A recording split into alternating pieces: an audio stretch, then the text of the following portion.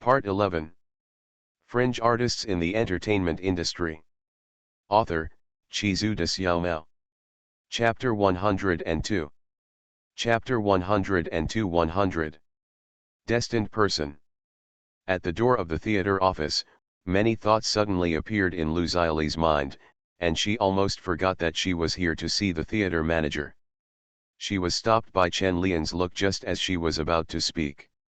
Lu Xiaoli subconsciously shut up and saw Chen Lian take the initiative to say to Manager Lu, "Manager Lu, this is Lu Xiaoli, a friend of Sister Gong Li and I. She is the one who danced Mrs. Yang tonight. I have come over to ask for your help." When Gong Li heard Chen Lian's words, a trace of dissatisfaction flashed in her eyes. Who knew who she was? When did you become friends with others?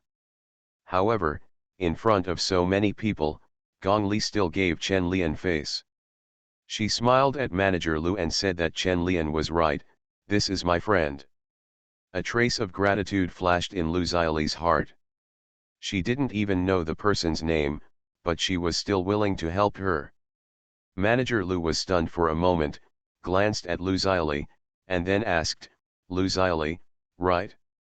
Hello, what's wrong with you? I think."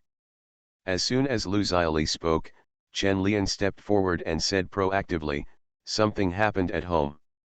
She wants to rush back to Wuhan tomorrow, but she doesn't want to delay the performance, so she wants to advance the order of Mrs. Yang's unit performance." As he spoke, Chen Lian looked back at Lu Xiaoli and said, "She's quite embarrassed. I've told her to." As literary and artistic workers, they naturally focus on the stage and the audience. How can you delay the performance for your own personal affairs? But having said that, literary and artistic workers are also human beings, and accidents will happen. Chen Lian glanced at Director Wang, who was silent next to him, and said, "Director Wang, are you right?" Director Wang looked at Chen Lian with some surprise. He was a man who could talk and adapt. Although his methods were a little immature, he was very different from those more unreasonable artists. He was so suitable for support. Lian is right, literary and artistic workers are also human beings. Director Wang turned to look at Manager Lu and said, "It's not a big deal to adjust the order of appearances. We can't let the literary and artistic workers feel cold." There was a wry smile on Manager Liu's face, but he could only nod his head and said, "Director Wang is right, these are all trivial matters, there must be no problem." Seeing that the matter was solved so easily, a smile immediately appeared on Lu Xiaoli's face, and she breathed a sigh of relief and looked at Chen Lian gratefully. Gong Li squinted her eyes and stared at Chen Lian, feeling extremely unhappy. She could make friends even when she was looking for someone. When Chen Lian saw that the matter was resolved, he felt lucky in his heart. If he hadn't met Director Wang by chance today, this matter would have been really difficult to handle. But in the final analysis, he still had to borrow Gong Li's favor, and he would need to express his gratitude later. Haha, this is the best. We still need to protect literary and artistic workers. Director Wang replied with a smile, then looked at the watch on his wrist and said, "It's getting late, I should go back, you are young, let's chat together." "Director Wang, let me see you off," Manager Lu said quickly, and then said a little embarrassedly, "I also want to invite you to my office for a cup of tea."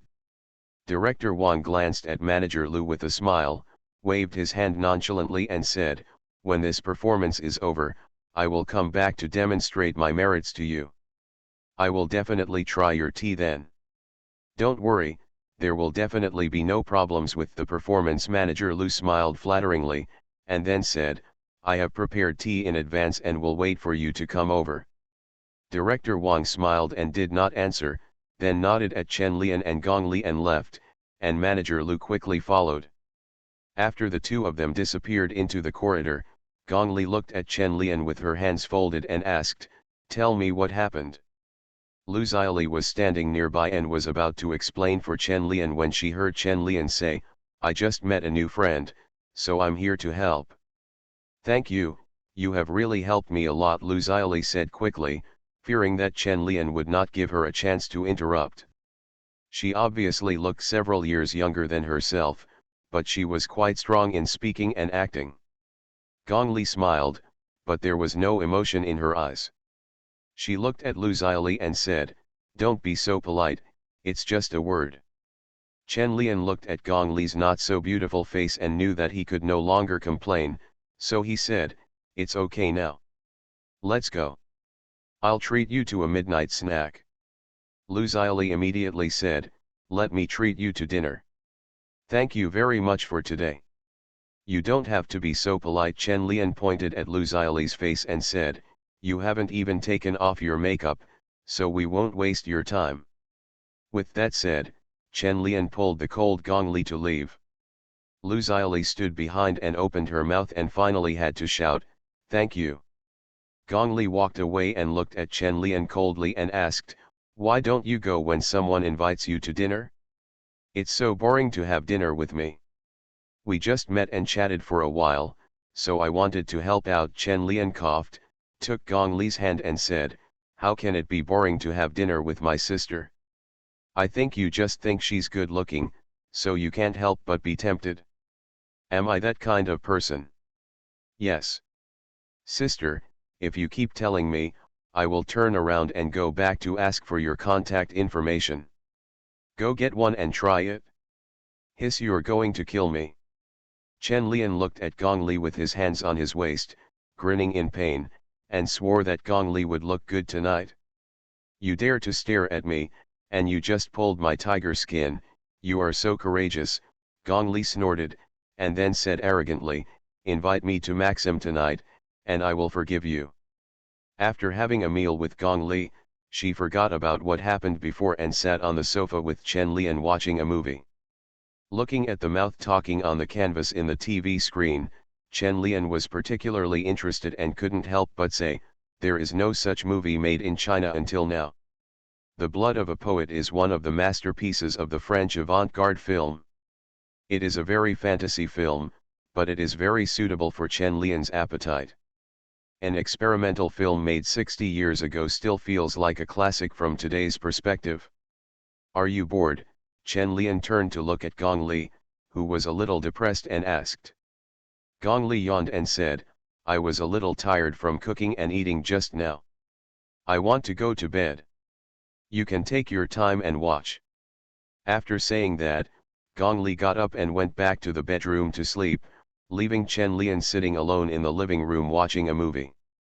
Chen Lian, who had just eaten and was still very energetic, could not sleep. He opened a bottle of red wine and sat cross-legged on the sofa to continue. Watched a movie. When Gong Li got up the next day, Chen Lian was no longer there. There was a note left by Chen Lian on the dining table, telling her that there were steamed buns and porridge in the kitchen. Gong Li casually put the note into the storage box and walked lazily to the kitchen for breakfast. On Wangfujing Street, Chen Lian was strolling in the department store. It was New Year's Day soon and he wanted to buy something to send to his second uncle in Yangcheng. But when the things arrive, it's probably going to be Chinese New Year too, so I'll kill two birds with one stone. Chen Lian picked out and bought a lot of things. They were all things that would not break and could be stored, such as ginseng tea and the like. After shopping, Chen Lian was just about to go to the post office to mail the things when he bumped into Lu Xiaoli. "Why are you here?" Chen Lian asked in surprise. Lu Xiaoli also looked at Chen Lian in surprise and said, "What a coincidence. I'm here to buy some specialties to take home. Are you the only one? Is Gong Li here? Let me treat you to dinner. I couldn't thank you yesterday." Chen Lian shook his head and said, "She's not here, so there's no need to be so polite. It's just a little effort." "Your little effort has helped me a lot," Lu Xiaoli said gratefully, and then pulled Chen Lian and said, "Don't even think about running away today. Come on, I'll treat you to dinner. How about roast duck?" Looking at the enthusiastic Lu Xiaoli, Chen Lian could only smile and said, "Okay, but if you don't want to eat roast duck, is it okay to braise it? Can you get used to it?" "No problem, I can do it," Lu Xiaoli said immediately with a smile. In a century-old stew restaurant near Wangfujing, Chen Lian ordered dishes skillfully, then looked at Lu Xiaoli who was cleaning the table and asked, "Are you going back to Wuhan tonight?" "Well, I just bought the ticket and ran into you when I came out to buy some souvenirs," Lu Xiaoli explained, and then said, "We are quite destined. I thought I wouldn't have the chance to thank you." Chen Lian smiled and thought it was quite a coincidence. It was the same as the plot in the novel, but unfortunately it was not a covered bridge. Soon the braised and roasted garlic was served. Chen Lian originally planned to take a photo of 2 garlics, but gave up after seeing some shriveled garlic in the store. Lu Xiaoli looked at the sticky braised food in front of her and took a careful taste. Her eyes lit up and she unexpectedly discovered that it was quite delicious. "How does it taste?" Chen Lian asked with a smile. Lu Xiaoli licked the braised pork on her lips and nodded. "I wanted to try it last time I came to the capital, but I didn't eat it because of the appearance.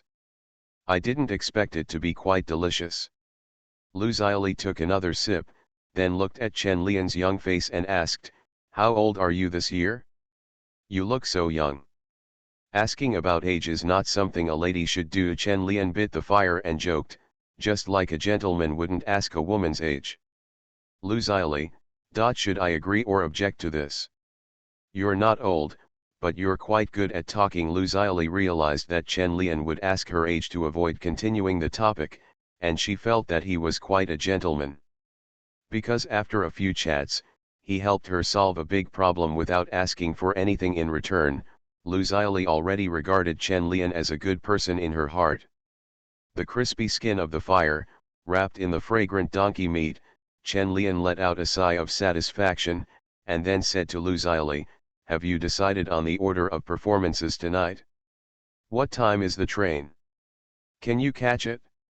Lu Xiaoli nodded and said, "It's confirmed, the first unit is Mrs. Yang. Are you coming to see me tonight?" "I guess I won't be able to do it tonight. I'll see you perform next time I have a chance." Chen Lian shook his head and said with regret. He was going back to painting tonight. If he didn't go back to paint, Bo Qing would probably bite him to death. Next time? Maybe there will be no next time. Lu Xiaoli's face instantly became a little sad. She looked at Chen Lian and said with some self-deprecation, "Maybe there will be no next time. At this age, I have to go home to support my husband and raise children." Chen Lian was silent for a while, and he probably guessed what was going on. He didn't know how to explain it, so he just said, "The sky stretches out its sleeves, the earth strings play, the poems praise half of the sky, and the women smile." "What do you mean?"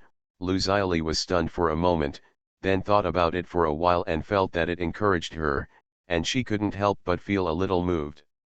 Chen Lian wiped the stew that he accidentally got on the corner of his mouth, and then said, "Nothing else, I just think you can dance very well. If you keep at it, you will definitely become a famous dancer." The two people at the dinner table were silent for a while, listening to the various voices in the restaurant and the shouts of the waiters, each with their own thoughts. After a while, Lu Xiaoli said, "I'm not young anymore, and I can't dance for a few more years. Maybe it would be better to go home and raise my husband and children." "If you really wanted to, you wouldn't be so entangled," Chen Lian said without raising his head, "but I don't know your situation, I'm just talking nonsense, just listen to it." Lu Xiaoli didn't expect to feel so irritated after a meal, not to Chen Lian, but to her current poor living situation. Looking at Lu Xiaoli who had lost her appetite, Chen Lian felt that he had said too much and said apologetically, "I said too much, I'm sorry." "It's okay, I don't blame you, it's my own business." Lu Xiaoli squeezed out a smile and said, "I originally wanted to thank you, but I didn't expect the topic to reach this point. I will treat you to a nice meal next time I have the opportunity." "Okay, then I'll wait." Chen Lian did not refuse this time and agreed with a smile. More than 10 minutes later, the two walked out of the stew shop. The two standing on the roadside looked at each other and spoke at the same time. "I'll go over there and see you next time." I'm going over there, bye. The two people who spoke at the same time looked at each other and smiled, then waved at the same time and turned around to leave. Lu Xiaoli, who took 2 steps forward, suddenly paused. She remembered that she didn't even have Chen Lian's contact information, so she turned around and looked at Chen Lian's back and shouted, "Hey, wait a minute." Hearing Lu Xiaoli's cry, Chen Lian stopped and turned around to look at him. His figure against the light looked particularly mysterious. Lu Xiaoli squinted at Chen Lian, then ran over and looked at that pretty face and said, "I don't have your contact information yet, otherwise I won't treat you to dinner next time." Chen Lian suddenly realized, then he took out the small book and pencil he had brought with him from his pocket, wrote down his phone number and address, handed it to Lu Xiaoli, and said, "My phone number and address are on it, but I'm about to move. I'll tell you the new one next time." Address. Lu Xiaoli looked at the note held on Chen Lian's slender fingers, reached out to take it, looked up at him and said, "Okay, see you then." Goodbye. Chen Lian waved his hand, turned and left with a smile. In the endless stream of people, Chen Lian's tall and strong figure was reflected in Lu Xiaoli's pupils. It was not until that figure disappeared that he put the note away close to his body in a sense of loss, turned around and left. On the other side, Chen Lian was at a bookstall in front of the post office and saw an original copy of Covered Bridges' Lost Dreams. He picked it up, flipped through it twice, and bought it for 15 yuan. It should be shown to Lu Xiaoli, but unfortunately she has already left. Chen Lian put away the books, walked briskly into the post office, and mailed all the things he bought. "I don't know what's going on with my second uncle's factory these days. I'll go check it out next time I go to Xiangjiang, and take a look at my cousin. I don't know if she's in love yet, but she's already a 23-year-old girl, so she's not in a hurry. She was the only one left in Lao Chiao's family for the rest of her life." It was really puzzling that her second uncle was not in a hurry. After returning home from the post office, Chen Lian smelled the smell of turpentine as soon as he entered the yard. It must be that Bai Qing had arrived and started painting. Chen Lian quickened his pace and opened the door, and saw Bo Qing wearing a tight black sweater, sitting in front of the easel with his chin propped up, washing his brushes. Hearing the sound of the door opening behind him, Bai Qing turned around and asked, "Why are you back so late? What were you doing?" Chen Lian looked at Bai Qing's white teeth and felt that his wrist was still hurting, and said angrily, "Go to the hospital. You stingy man, you drive me away. Even if I bite you, it's a light one." Bai Qing took the paintbrush out of the turpentine bottle and shook it at Chen Lian. The turpentine on the brush was immediately spread all over Chen Lian's body, and was instantly absorbed by the soft fabric of his clothes, turning into dark spots. "Bai Qing," Chen Lian angrily threw the bridge of wet dreams in his hand on the table, walked up to Bai Qing and rubbed her little head vigorously. "Chen Lian." Bo Qing, who was ravaged like a kitten, stood up frantically and chased Chen Lian, about to bite him. However, as soon as he opened his mouth, Chen Lian blocked the murder tool. Chen Lian bit Bai Qing's sexy lips and asked vaguely, "Will you bite me again in the future?" "Bite?" Bo Qing looked at Chen Lian stubbornly, then opened his beautiful mouth and bit Chen Lian's mouth. The room was filled with the sound of the two people being in pain, as well as the sounds of the easel being knocked and rapid breathing. 10,000 words will be sent first, and 5,000 words will be sent out later. Fringe artists in the entertainment industry. Author, Chizu de Xiaomao. Chapter 103. Chapter 103-101. Bai Qing's sugar-coated bullets. In the small alley, 2 street lamps hung on the wall emitted a soft light, and snowflakes slowly fell in the sky. More than a dozen children were holding firecrackers in one hand and half an incense stick in the alley, shouting, "Go forward, go ahead. Go ahead." The target of the charge of the righteous children is Chen Lian, the big devil in the alley. The villain Chen Lian had a cigarette in his mouth, a lighter in one hand, and took out firecrackers from the pocket of his military coat with plenty of ammunition in the other hand. He lit 4 or 5 firecrackers at the same time and threw them every time. Within a short distance of more than 10 meters, the fearless little warriors charged a dozen times but were beaten back by the big devil. Whenever he was about to successfully approach Chen Lian, he would be blasted back by the big devil with firecrackers hanging on his shoulders. The scattered firecrackers are short guns, and the 700 or 800 ring firecrackers hanging on the shoulders are Chen Lian's Maxim heavy machine guns. Faced with such suppressed firepower, the stragglers, who were short of ammunition, could only fall in the smoke-filled charge. Bai Qing folded her arms and leaned against the wall, looking at Chen Lian like a devil. The smile on his lips never disappeared. She had never seen such an innocent Chen Lian. Every time Chen Lian repels the little warriors and laughs evilly with his hands on his hips, Bai Qing feels like he likes this person more and more. It's really hard not to love her interesting soul and good-looking skin. Just after Chen Lian threw his Maxim heavy machine gun again to repel a suicide charge, Uncle Chi's roar suddenly came from the thick smoke. Chen Lian! How old are you? Come back to work. Bo Qing finally couldn't help laughing, and put his hand on Chen Lian's shoulder, smiling very happily. Chen Lian opened his mouth, but still did not dare to talk back to his master, so he had no choice but to surrender. No more fun. These firecrackers are for you. Chen Lian took out all his ammunition and threw it to the little kids with blackened faces. However, these children obviously had no intention of letting go of such a good opportunity for revenge. A chubby boy immediately hugged Chen Lian's thigh and shouted, "Blow him up! It's coming!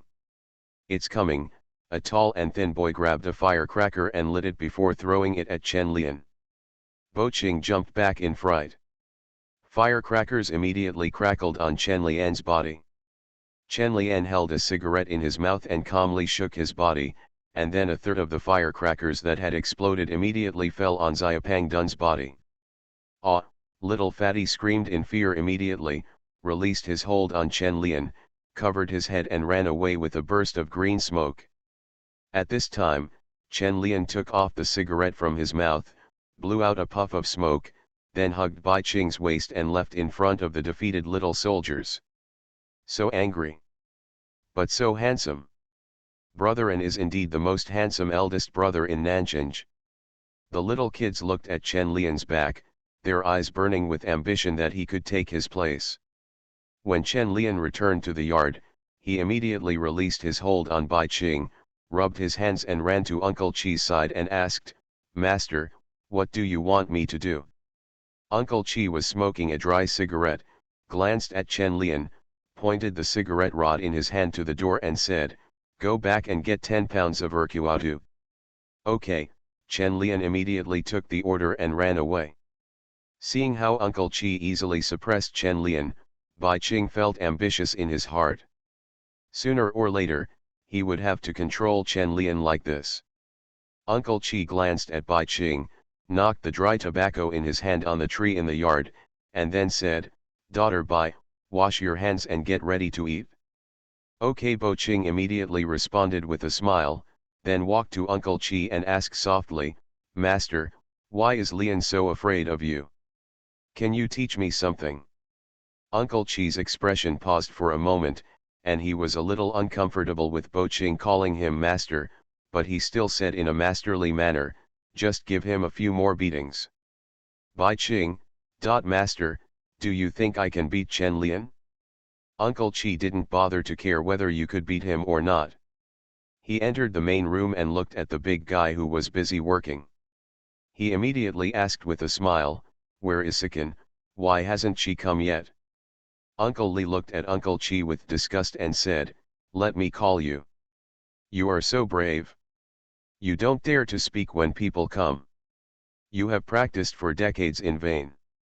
When Bai Qing, who had just walked over, heard this, he said, "The world is so magical, nature is so amazing, what a great food chain. Bo Qing is here, go wash your hands and get ready to eat." An ant in an apron greeted quickly. New Year's Day is a very important holiday, and we spend it together in the compound almost every year, but this year there is an extra Bai Cheng. Everyone is very enthusiastic and thinks of this girl as someone in Chen Lian's house. Although Chen Lian refused to admit it and Bai Cheng hesitated, everyone still thought so. They're all sleeping in the same room. If they're not a family, isn't that a hooligan thing? Hey, you've all eaten. Chen Lian, who likes to play rogue, came in with wine and complained loudly, "You don't know how to wait for me. I won't starve you to death. Bring me the wine quickly. You're as seductive as a monkey. You've always eaten the most." The room suddenly became lively, the aroma of wine and food wafted in the air, and the sound of firecrackers sounded outside. Such days and atmosphere made Bai Cheng feel very warm. Sitting next to Chen Lian and watching him drink with his elders, his heart felt filled to the brim.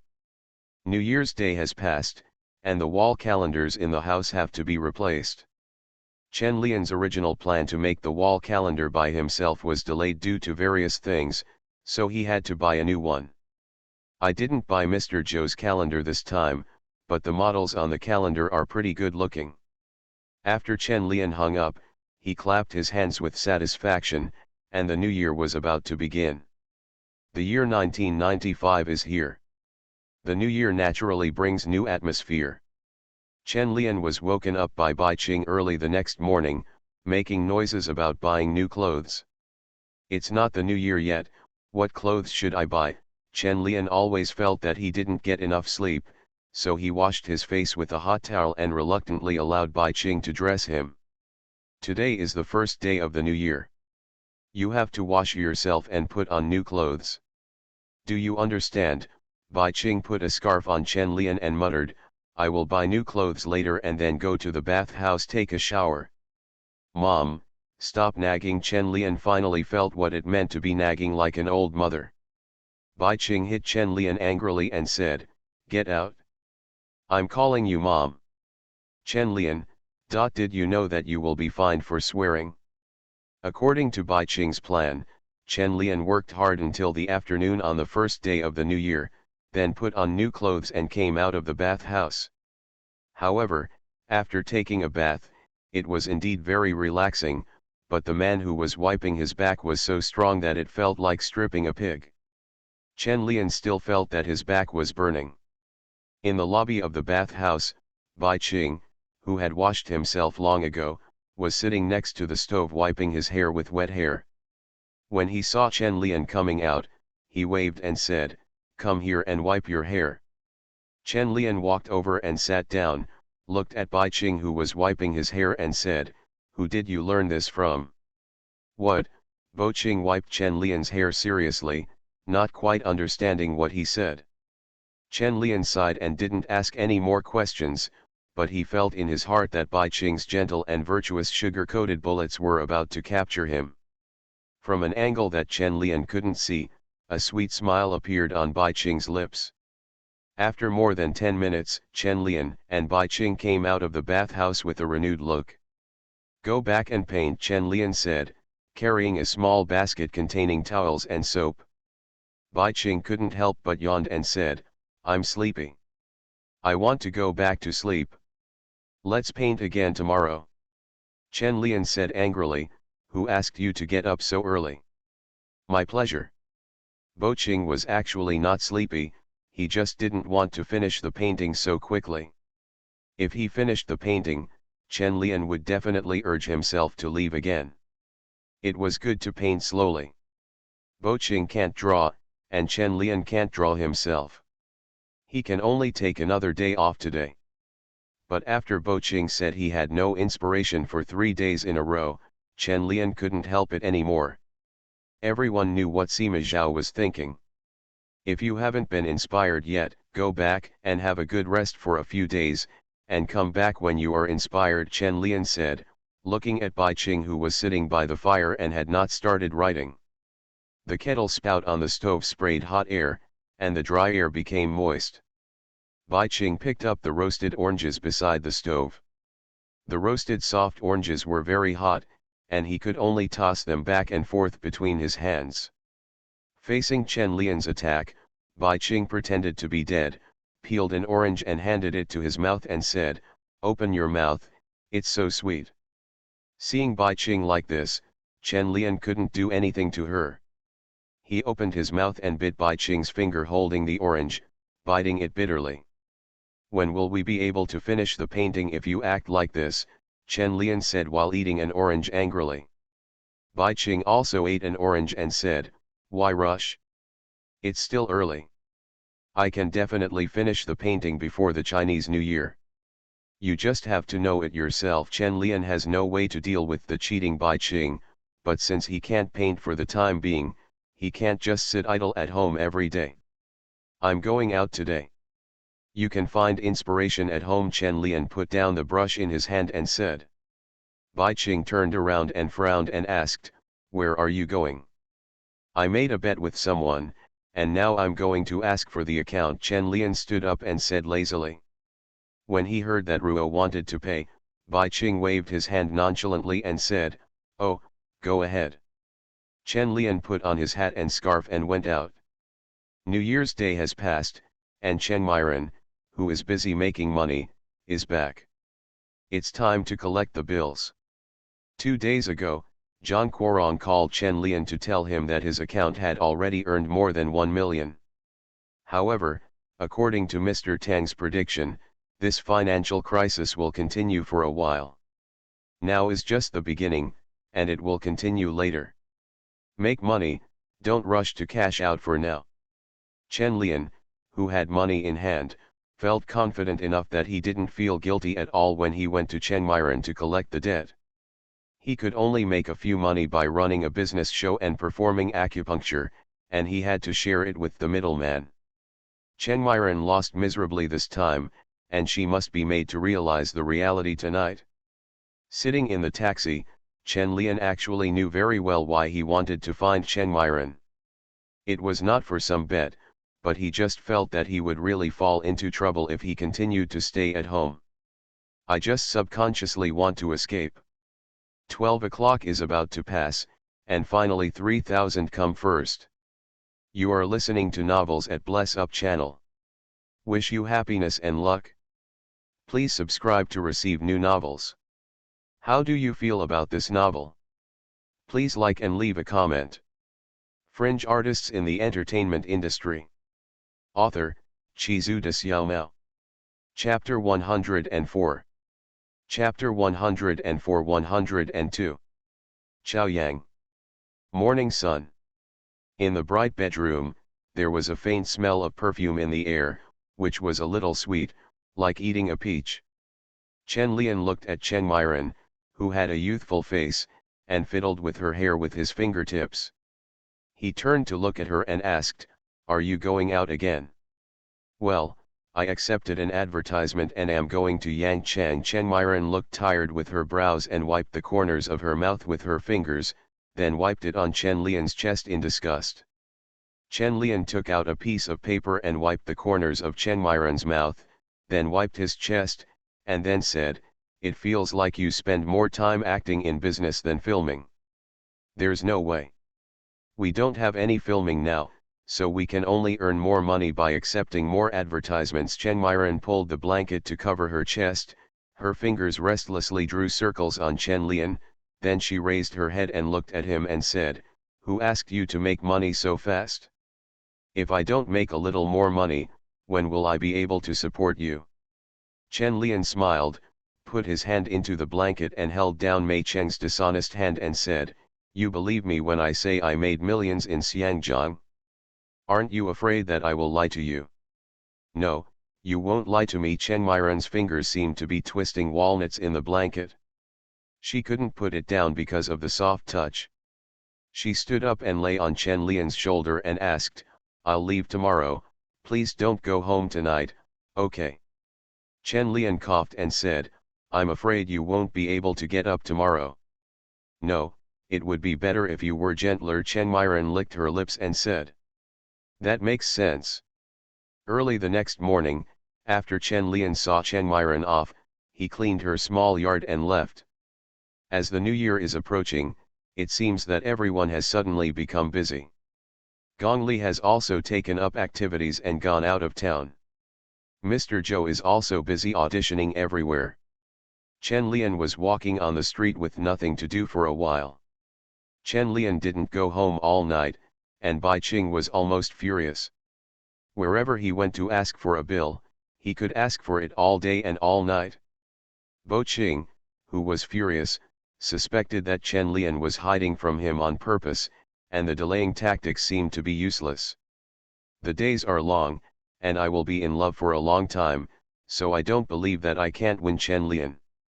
Bai Qing, who wanted to understand, immediately went out and called Chen Lian. "Where are they?" Bo Qing asked, holding the phone in the phone booth, without asking Chen Lian where he went last night. Chen Lian, who was sitting in KFC eating French fries, knew that Bai Qing was urging him to go back, so he said to the phone, "I'm eating. Did you have lunch? Do you want me to bring you something to eat?" "No, just bring some with you." After finishing speaking, Bo Qing urged, "Come back quickly and start painting in the afternoon." "Okay, I'll go back right away."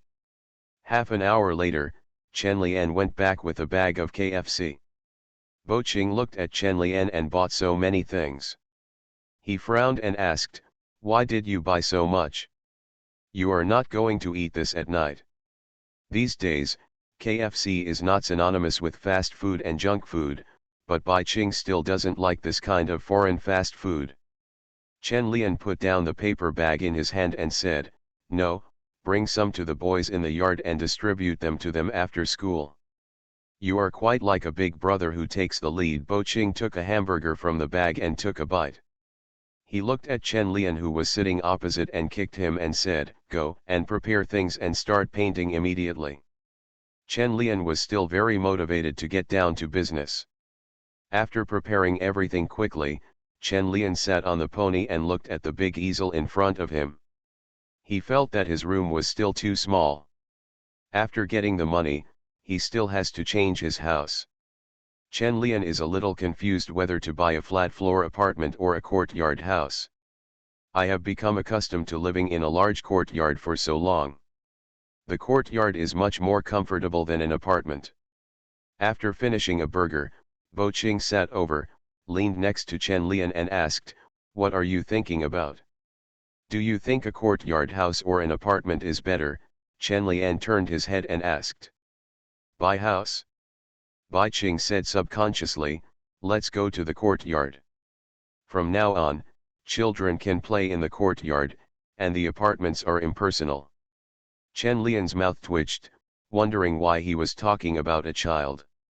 He glanced at Bai Qing strangely and said, "Let's talk about it. Let's go draw first." The room suddenly became quiet. Both of them adjusted themselves, then looked at each other and picked up the brush and started painting. The quiet time flows away quietly like the gurgling water in the south of the Yangtze River. The sunshine outside the house slowly dissipates, and the quiet yard becomes noisy with the arrival of night. Chen Lian and Bai Qing in the room devoted themselves wholeheartedly to their creations, and were not disturbed by outside interference. They only got up and turned on the lights after the light dimmed, and continued to paint. Art creation is a very interesting thing. When you are inspired, you will be selfless and devoted, but when you are not inspired, you don't even want to move a finger. Now Chen Lian and Bo Qing are in very good condition. The two of them are close together, and the brushes in their hands combine to leave brilliant colors on the black and white photos. The red briquettes in the stove in the house began to turn gray and white, the water in the kettle gradually became warmer, and the spout of the pot could no longer generate much heat. After an unknown amount of time, Bo Qing couldn't help but sneeze. The brush in his hand suddenly paused and he clicked a blue dot on the painting. Chen Lian looked at the blue dot and fell into silence. Originally, he was planning to draw a red sun at that position, but now it seems to fit in unexpectedly. Bo Qing wiped his nose and looked at the blue dot on the screen. He was about to scrape it off with a scraper, but stopped when his eyes fell on it. Accidents can often be equated with art, and Bo Qing's unexpected move seems to have made the painting more agile. Chen Lian and Bo Qing turned to look at each other, and they could see surprise in each other's eyes. A stroke of genius, Chen Lian said softly, feeling that this accident was simply perfect. Bai Qing nodded, and then couldn't help but rub his arms. The temperature in the room was really low, and the fire in the stove was almost extinguished. Chen Lian put down his paintbrush, touched Bai Qing's forehead, and then breathed a sigh of relief and said, "Let's go here today. You put on some thick clothes while I turn on the stove." Bai Qing nodded, stood up and put Chen Lian's military coat on his body, feeling much warmer now. Chen Lian picked up the kettle, glanced at the stove that was about to go out and frowned. Now that he put in new briquettes, he might not be able to light it. Chen Lian came to the yard and took a look at the lights in all the houses. He couldn't change the briquettes, so he could only try to see if the temperature in the stove could ignite the new briquettes. After using the tongs to grab 2 new briquettes into the house, Chen Lian put them on easily, but it didn't look like they would burn. Chen Lian thought for a moment, took out a bottle of Urquioto from the cabinet, poured it on the paper and threw it in. A blue fire suddenly lit up in the stove, and a strong aroma of wine floated in the room. Chen Lian sniffed and felt like he was getting drunk. However, the stove was still lit. Chen Lian touched his belly and took out the KFC that was originally intended for the boys to eat and heated it next to the stove. "Eat whatever you want tonight." After a while, the hamburger and fries became warm. Chen Lian handed Bai Qing a burger and said, "Eat some, and I'll take you to have a good meal tomorrow." Bai Qing hummed, took the burger and took a bite. In the silent night, Bai Qing, who was lying on the bed with the lights out, leaned into Chen Lian's arms and said, "I'm still a little cold." Chen Lian turned to look at her and said, "Why do I feel like you are like a small stove? Don't you have a fever?" "Well, I feel a little feverish." Bo Qing put her arms around Chen Lian's waist and whispered, "I want to sweat a little." "Sweating is easy. Getting water is not difficult either." Chen Lian turned over and hugged Bai Qing, using his own body temperature to warm her plump body. Time flies so fast. Chen Lian and Bai Qing have been painting in the house for almost a week. Now has reached the most critical moment. The two of them have almost cut off contact with the outside world. Except for going out to eat every day, they are almost always creating. Chen Lian's cell phone has been turned off for several days, and he is completely disconnected. He doesn't want to be disturbed at this time. There are several paintings that have been painted against the walls of the room. This set of Jiangnan-themed works has a total of 7 units, that is, 7 paintings. Each painting is a photo and an oil painting. Bo Qing and Chen Lian have already painted the first 6 paintings, and now is the last and most important painting. The bottom of this painting is the photo, which is a sunrise in Tongli Water Town taken by Chen Lian from a high altitude. The red rising sun dispersed the fog that filled the ancient town with its golden sunlight. This is the core of this group of works by Chen Lian. The first 6 paintings are too dark and depressing, so it is necessary to rely on the golden light and the rising sun in the last painting to break through the gloomy theme and complete the final sublimation. The shackles of feudalism, dogma, rules, and class on human nature were finally ignited and burned away by the bright red sun. This photo is also the largest of all the photos. The huge size means that the creation difficulty increases. Chen Lian and Bo Qing spent 3 days painting this painting, but only completed a small part of it. It was not that they were slow in painting, but that they were afraid to start painting as they drew to the end. "I always feel that I can't draw the effect I want." Chen Lian dropped the brush in his hand a little irritably, looked at the photo in front of him, frowned and thought for a while. Bo Qing sat beside him without making a sound, holding his chin up and thinking about how to express the desired effect. After more than 10 minutes of silence, Chen Lian and Bai Qing turned to look at each other and said in unison, "Watch the sun rise. Go, go, go." Chen Lian immediately felt that he had grasped the light in the darkness, grabbed all the brushes, paints, and the painter, and pulled Bai Qing out. Bai Qing casually grabbed their coats and was pulled out by Chen Lian. There are many places in Beijing where you can watch the sun rise, but there are not many that meet the requirements of Chen Lian and Bai Qing. The two of them didn't communicate with each other after leaving the yard, and headed straight towards the inner ring with a clear purpose. It was now around 4 o'clock in the morning, and there was almost no one on the street.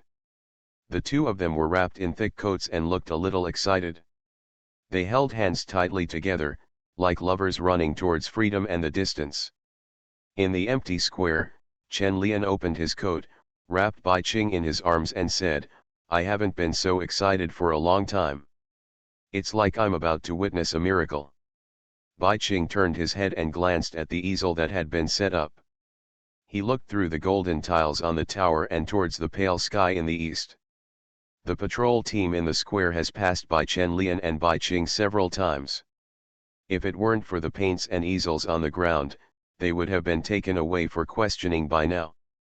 Soon it was getting brighter and brighter. Bo Qing got out of Chen Lian's arms, buttoned his coat, walked to the easel and looked at him, and at the same time picked up the brush and waited quietly. As time went by, the emotions in the two people's hearts also brewed to the extreme. Until a ray of sunlight passed over the golden eaves and shone directly on them. The emotions accumulated in their hearts finally broke out and were vented on the painting through the brush in their hands. The golden sunlight shone on the two of them, as if giving them a hazy golden edge. The patrolling team in the square subconsciously slowed down when they passed by them. A photographer who came to take pictures on the edge of the square couldn't help but pick up his camera to record the scene when he saw it. There is more and more sunlight in the square, and the bright red walls are becoming more and more vivid. Chen Lian and Bai Qing's eyes are only red.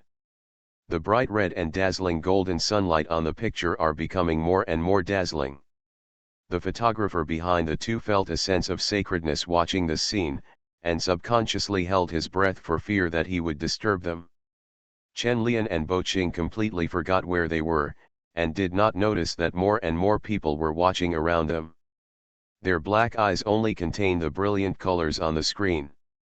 After an unknown amount of time, Chen Lian and Bai Qing's movements slowed down, and the color applied to the painting also decreased, until the last touch of red on the brush was applied to the painting. The two of them paused at the same time, as if they had lost all their strength. The hot light in his eyes was also dissipating. Snap! The paintbrush in Chen Lian's hand fell to the ground, and the sound was heard in the quiet square. Several people around him breathed a sigh of relief and couldn't help but take a deep breath. At this time, the noisy sounds in the square reached the ears of Chen Lian and Bai Qing. The two looked at each other and couldn't help hugging each other. They looked into each other's eyes and couldn't say a word. The photographer behind them also boldly raised his camera at this time, and with just a click, the scene of the two embracing each other facing the rising sun was recorded. In the picture, the stunning and shocking painting behind them was also recorded.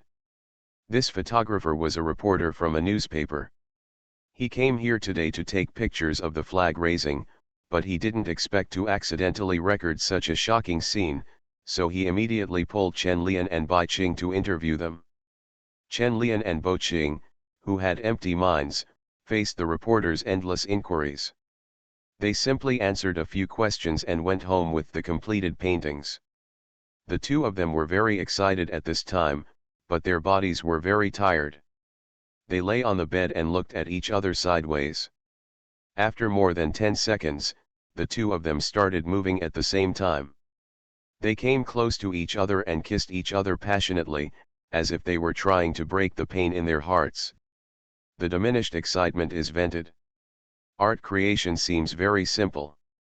It is not tiring to carry cement at the construction site, nor to cultivate in the yellow land, but only those who have truly completed a work will know what kind of consumption it is. It will hollow out everything in your heart, hollow out your brain, and make you lose all your strength and spirit.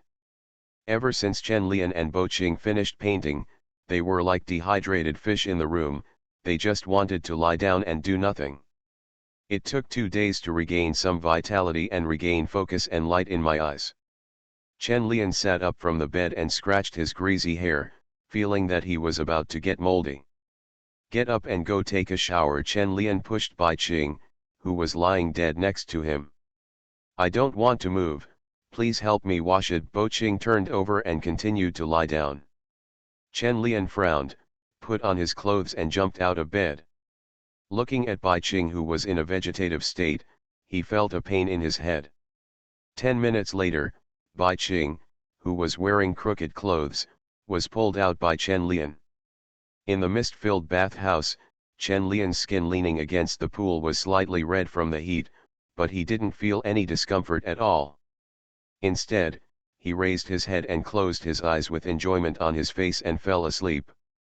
The warm water temperature made Chen Lian feel like he was alive again, especially after letting the strong man rub his back. He felt like he could kill a cow and then skewer it and grill it. More than an hour later, Bai Qing, who was also refreshed and energetic, sat opposite Chen Lian and ate hot pot mutton. After taking 2 big bites, Bo Qing put down his chopsticks, took a breath and said to Chen Lian, I finally came to life. It's too dangerous to be with you. Chen Lian lowered his head and ate without talking to Bo Qing. He had not yet fully come to life. The copper pot was filled with heat. Bo Qing looked through the steam at Chen Lian, who was lowering his head to eat, and said, I've known you for a few months and I almost felt like I died twice. I don't know if it's luck or misfortune. The death that Bai Qing talks about is not physical death but psychological death. Every creation that consumes all her energy and energy makes her feel a sense of desolation. If you practice Taoism, you will definitely become a god. Reach the state of freedom with no desires or desires. After finishing 2 plates of mutton, Chen Lian wiped his mouth and felt that he was completely alive. Then he looked up at Bai Qing and said, if you are afraid, it is too late to leave now. Bai Qing rolled his eyes, kicked Chen Lian under the table and said, I won't. If you don't leave, I won't leave. Why are you kicking me? Chen Lian glared at Bai Qing angrily, and then got down to business. I will go to Xiangjiang after the Chinese New Year to finish filming the other half. When I come back, I will leave the splicing work to you. Is you? Bai Qing became more serious when he heard this, looked at Chen Lian and said, I want to go with you, otherwise I'm afraid I won't be able to figure out your thinking. Chen Lian thought for a moment and realized that it was indeed the case, so he said, okay, I'll apply for a pass later and come with me after the New Year.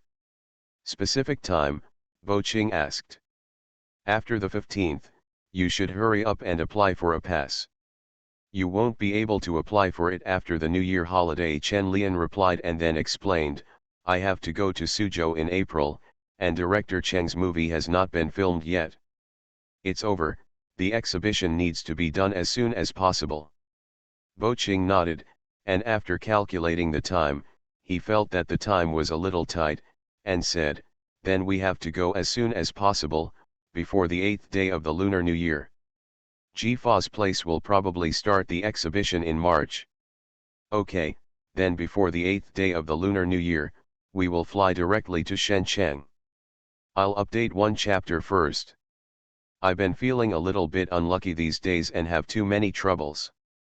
I'll update another chapter later. Fringe artists in the entertainment industry. Author, Chizu de Xiaomao. Chapter 105. Chapter 105-103. The city is a polyhedron. The world will always give you a surprise when you least expect it. Chen Lian did not expect that his behavior of painting in the square would become a hot topic after it was published in the newspaper. During the National Art Exhibition, the artistic atmosphere in Beijing was much stronger than before, and the actions of Chen Lian and Bai Qing easily triggered discussions. In the past, Beijing artists often presented themselves with a negative image, and various incomprehensible performance arts always distorted the public's perception of art. Chen Lian and Bai Qing Liang played a role in promoting some positive images. It's a small amount of fame, but I don't know if there is anyone behind it. Chen Lian still remembers director Wang's words to support young artists. Maybe this is a good opportunity. After all, the old Summer Palace Painters Village will be rectified and banned after the new year. At this time, it is necessary to show support for art. This is a good thing for Chen Lian. Some people in the circle are already asking when his new works will be exhibited, and they can't wait to see how shocking the works glimpsed in the newspaper will be. Bai Qing looked at Chen Lian, who looked gloomy, and comforted in a low voice, "It's not a bad thing to be famous. The higher UPS intend to support you, so it's not a bad thing." Chen Lian threw the cigarette butt in his hand into the ashes next to the stove and said with a wry smile, "It's good to be famous, but Director Yang insists that I hold an exhibition, but in Jifa's plan, we have to go to Europe first to hold an exhibition." Okay.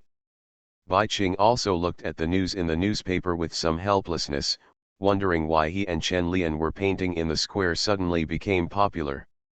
Isn't it just a combination of photos and oil paintings? It's not really a new art. Forget it, I'll say no to Director Yang first. Chen Lian was quite helpless. Favors are inevitable. When Director Yang helped him hold a film exhibition at the art museum, he owed a favor to him. But there is really no way to repay the favor now, otherwise Jifa's efforts in Europe will be in vain, and the domestic artistic influence will still be smaller. Now that Chen Lian has signed a contract, he must consider the manager's ideas and interests and cannot be willful. However, the joy of the Spring Festival soon blew away Chen Lian's depression. He was very happy to set off firecrackers with a group of half-year-old children. It's simpler to play with children. You don't need to consider the exchange of favors. You only need to provide them with firecrackers and toffee for a day. When you are tired of playing, you can go home to eat. When you want to play, you can go out and have a decisive battle. You are very happy. The joyful atmosphere of the Spring Festival made Chen Lian calm down a lot. On the 7th day of the Lunar New Year, he and Bai Qing got on a plane and flew to Shenzhen. Chen Lian, who had been to Xiangjiang once, passed the customs with familiarity, and then met Zhang Guorong, who had been waiting for him for a long time. "Wow, I feel like I've gained a lot of weight after not seeing each other for a few days," Chen Lian said, looking at Zhang Guorong, who was wearing sunglasses and leaning against the car door. Leslie Chung took off his sunglasses and glanced at Bai Qing next to Chen Lian, then hit Chen Lian angrily and said, "You're the one who's gained weight." After finishing speaking, Zhang Guorong smiled and said to Bo Qing, "You must be Bo Qing. Nice to meet you." Bai Qing smiled and nodded and said, "Thank you for coming to pick us up." "You're welcome, we're all friends," Zhang Guorong said with a smile, then opened the car door and said, "Let's go, get in the car." This time Chen Lian did not stay at Zhang Guorong's house, but chose a hotel. After all, he was taking Bai Qing with him, so it was not easy to stay at Zhang Guorong's place. However, Zhang Guorong did not intend to let Chen Lian go so easily. He finally studied mahjong skills in Xiangjiang. How could he not take revenge? "Let's play mahjong tonight, all night long." Zhang Guorong drove the car with one hand, and the wind blowing in from the gap in the car window made his hair fly freely, as if he was filming a movie. Chen Lian looked at Zhang Guorong, who had an aura that rivaled that of the god of gamblers, and couldn't help but curl his lips. If your poker skills were the same as your appearance, you wouldn't have lost so miserably. But when he went to play mahjong at night, Chen Lian was still a little excited. This thing was very strange, and he really enjoyed the feeling of touching the cards. Bai Qing saw Chen Lian's thoughts and said proactively, "You go and do your own thing. I'll take a rest in the hotel and take a look at the night view of Xiangjiang to find the feeling you mentioned." "Okay, but don't go to some places, it's not safe," Chen Lian reminded. Zhang Guorong also took the initiative and said, "Yes, some places are still unsafe. I will find you a driver to take you there later." "This is the best," Chen Lian said immediately, then turned to look at Bai Qing and said, "There are some places waiting for me to come back with you tomorrow. You can just wander around tonight." "Well, I understand," he's not a child, Bai Qing said calmly. Chen Lian thought about it. How could a person who could persist in painting alone in Songzhuang for so long be a child? After Chen Lian settled Boqing in the afternoon, he left with Zhang Guorong. On the way to Mongkok, Leslie Chung couldn't help but scolded, "You come as soon as you come and you bring a confidant with you, what do you want Xiao Xian to think?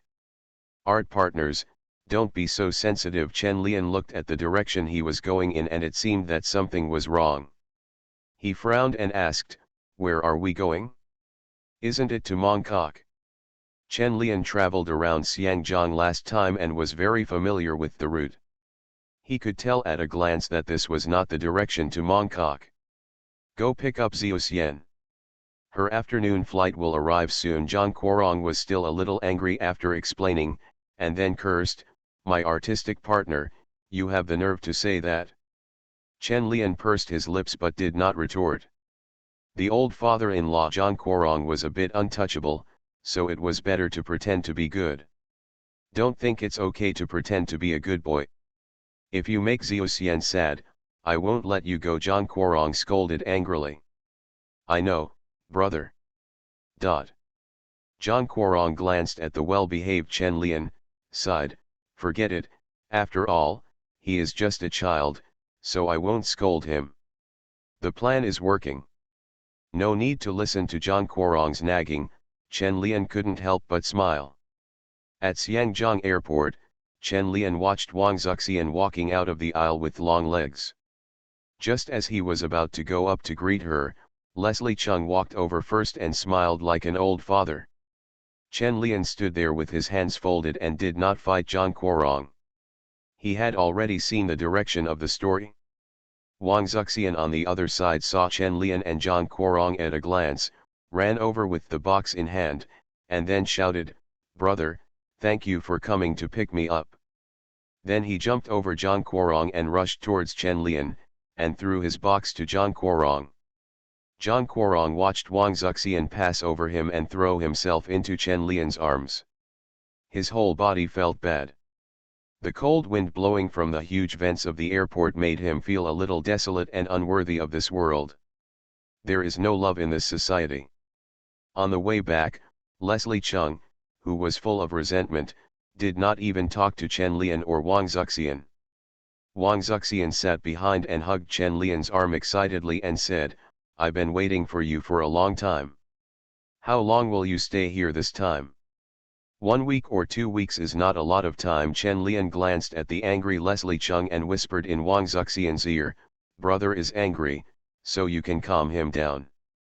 Wang Zuxian turned her head and glanced at Zhang Guorong, then leaned forward and said to him, "Brother, I brought you a gift from Wan Wan." As soon as he heard that there was a gift, Leslie Chung's expression immediately became lively. He glanced at Wang Zuxian through the rearview mirror and then said proudly, "I don't want to be the same as others." "It's different," Wang Zuxian immediately said with a smile, "I only brought gifts to you." Upon hearing that he only brought gifts for himself, Leslie Chung immediately became visibly happy. Chen Lian asked Wang Zuxian in a low voice from behind, "Don't I have a gift? I even brought you a gift." Wang Zuxian turned around and blinked at Chen Lian, then turned to Zhang Guorong and said, "Brother, can you not play mahjong tonight? I'm a little tired from flying." Zhang Guorong raised his eyebrows and was about to say no, when Wang Zuxian said coquettishly, "Brother, let's fight tomorrow. I'm really tired today." "Forget it, I still don't know what you are thinking." Zhang Guorong was a little helpless, then looked at Chen Lian in the rearview mirror and said, "I'll let you go today, and I'll show you some of my new tricks tomorrow." "No problem, just prepare the money," Chen Lian said nonchalantly. "Humph, don't lose all the money in your account to me then. It depends on your ability." The two of them bickered all the way until the car stopped in front of Wang Zuxian's house, and then each childishly said something cruel. At the entrance of Wang Zuxian's villa, Chen Lian watched Leslie Chung's car disappear around the corner and couldn't help but said, "Why is he like a child?" Wang Zuxian couldn't help but smile and said, "Same for you. I was originally a child." I'm only 21 years old. Oh, it's already 22 during the Chinese New Year, but I'm still a child. Chen Lian took Wang Zuxian's hand and said. Yes, yes, kid, why don't you go home with your sister? There is delicious food at my sister's house. Wang Zuxian followed Chen Lian's words and said. Are there any long, thin, white, and straight bamboo shoots to eat? Yes, there are also black ones. Do you want to come? Must come. More than an hour later, Chen Lian came out of the bathroom wiping his wet hair. Looking at Wang Zuxian's luxuriously decorated villa, he always felt that it was not as beautiful as Zhang Guorong's villa. Maybe it's because there are too few artworks. Many of the decorative items in Zhang Guorong's home are artworks he bought. He has very good taste and can become an art connoisseur. Maybe it would be good to drag Zhang Guorong to open a gallery or art collection in Hong Kong in the future. A strange idea came to Chen Lian's mind, and he felt that this was much better than being an actor. At least I don't have to make those very controversial movies, and I can avoid being hurt twice. After resting at Wang Zuxian's house for a night, Chen Lian rushed back to the hotel early the next morning. He didn't have much time in Xiangjiang this time and had to complete his work as soon as possible. In the hotel lobby, Chen Lian saw Bai Qing sitting alone on the sofa reading a magazine. The artist's temperament on his body was incompatible with the magnificent hotel. In the impetuous social atmosphere of Xiangjiang, Bai Qing's image and temperament are very eye-catching. Before Chen Lian walked over, he saw someone approaching him to strike up a conversation. Hello, miss, can I meet you? A man in a suit and ties with a well-oiled hair said, sitting opposite Bai Qing. Bai Qing raised his head and glanced at the oily man, then noticed Chen Lian behind him, and said calmly, you should get to know my friend first. Listening to Bai Qing's Mandarin, the greasy-headed man frowned, then turned around to see the tall and handsome Chen Lian standing behind him, coughed and said embarrassedly, I'm sorry, I was rude. After saying that, the greasy-headed man walked away in despair. Chen Lian looked at his running figure and turned to look at Bai Qing. She didn't care about the word boyfriend she just said, and just asked, you didn't encounter any harassment when you went out yesterday, did you? No, I just walked around and went to see Victoria Harbor. It's very beautiful and prosperous here. It's not as exaggerated as you said. Bai Qing put down the magazine in his hand and picked up the camera he brought from the room. Said to Chen Lian, where are you going today? Do you have any plans? Chen Lian shook his head and said, don't worry, I will take you to see the public housing in Xiangjiang first to see what real life in Xiangjiang is like. This will help you better understand my creative ideas. Well, I'm quite curious too. The Xiangjiang I saw yesterday is so different from the one in your photo that I'm a little doubtful whether it's real. Bai Qing hung the camera around his neck and said. The two of them left the hotel and went straight to the largest public housing building in Hong Kong.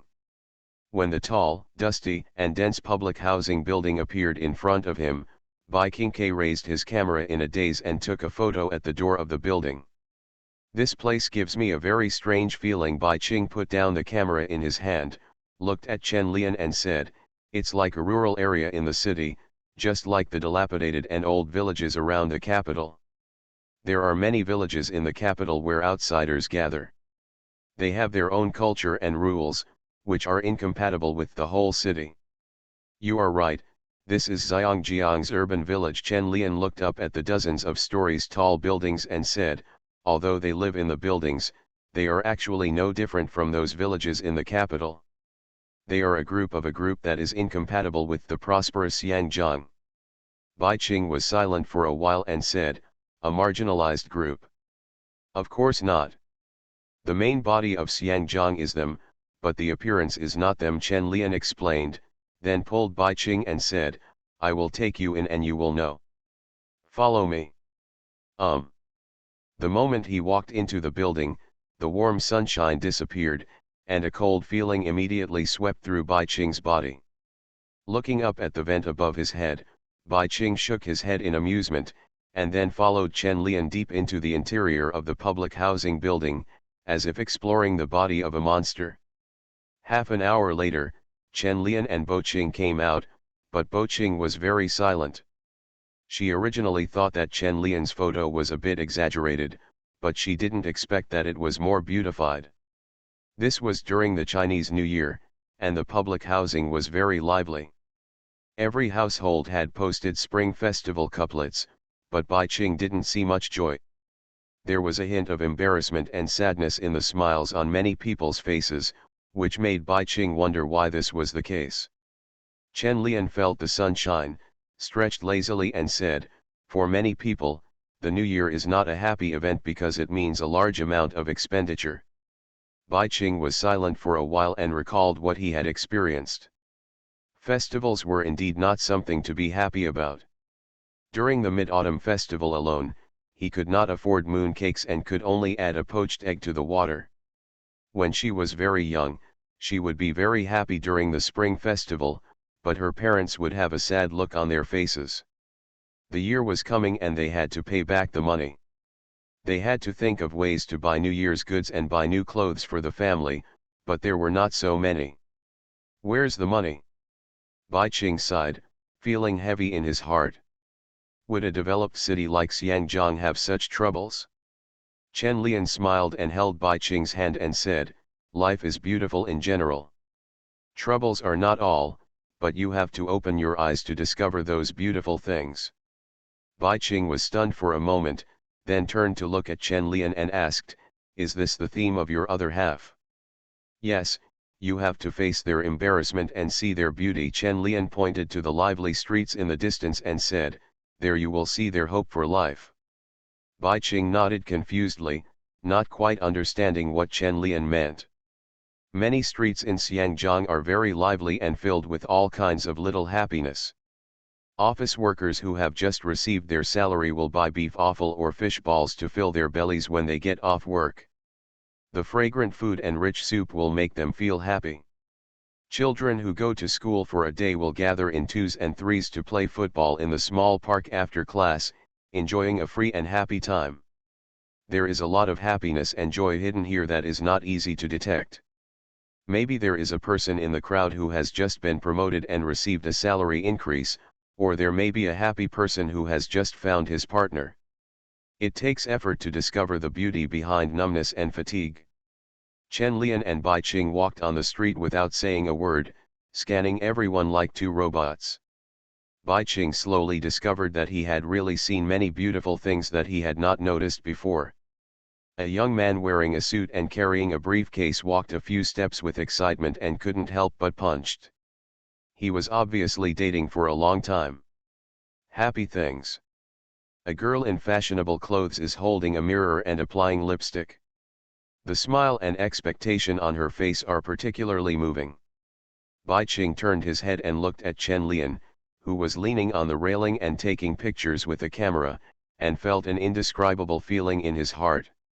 After seeing the bustling night view of Hong Kong last night, I felt that the cramped public housing in Chen Lian's photo was exaggerated. After arriving at the public housing today, I felt that the prosperity and happiness of Hong Kong were false.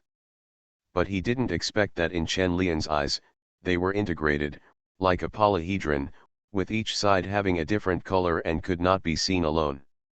Contradictory and three-dimensional. Every city is a colorful cube.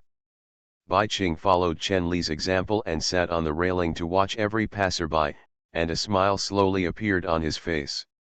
While you still have some enthusiasm, spread out the remaining heat, and everyone can support it, even if you click on it and add it to your collection. Fringe artists in the entertainment industry. Author, Chizu de Xiaomao. Chapter 106. Chapter 106-104. Why should we have regrets in life? In the brightly lit office, white-collar workers in professional suits are all busy, and the sound of making phone calls mixed with the hum of printers fills the entire space. Everyone in the small offices is busy for their own salary and their own future.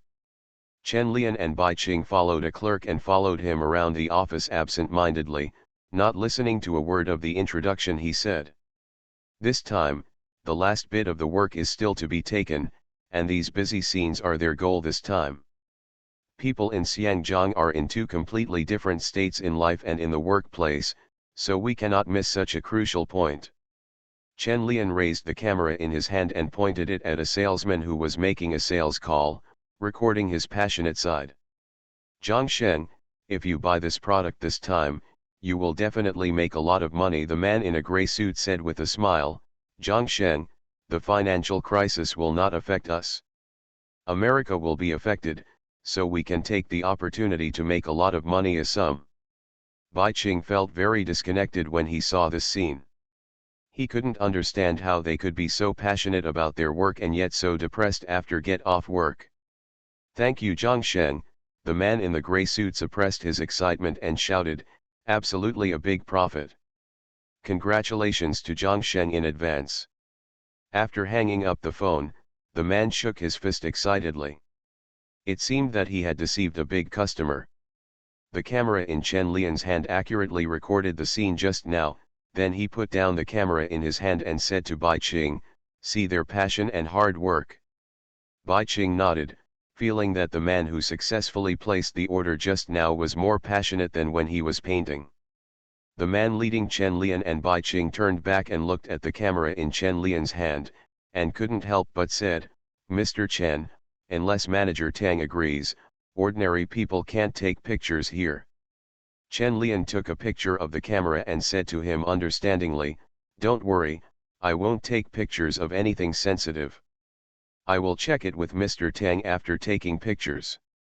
That's the best, the man said with a smile. Mr. Chen can understand, and we can do a lot more easily. To be able to take pictures here this time, Chen Lian still asked Mr. Tang for help, otherwise ordinary companies would not let people in to take pictures casually. However, even if someone takes care of him, Chen Lian will not be so reckless as to take pictures of everything, and the people he takes the pictures will have to give them red envelopes and buy the portrait rights of the photos. Chen Lian was not aware of this problem with the hundreds of photos he had taken before.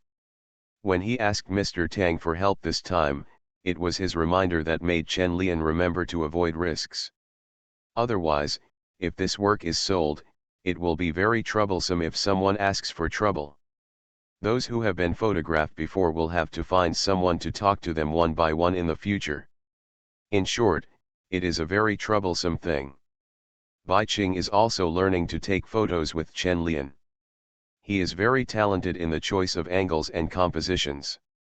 He is a painter with a strong sense of aesthetics and can learn very quickly. However, compared with Chen Lian, who has a talent bonus, he is far behind. Often, only one of more than 10 photos can be selected for use. Chen Lian and Bai Qing walked around the office several times and took more than 100 photos. After using up all the film, they breathed a sigh of relief and turned to look at each other and laughed. I am very satisfied with the photos I took today. The staff here are in surprisingly good condition. They are all very motivated and fit the theme of the work very well.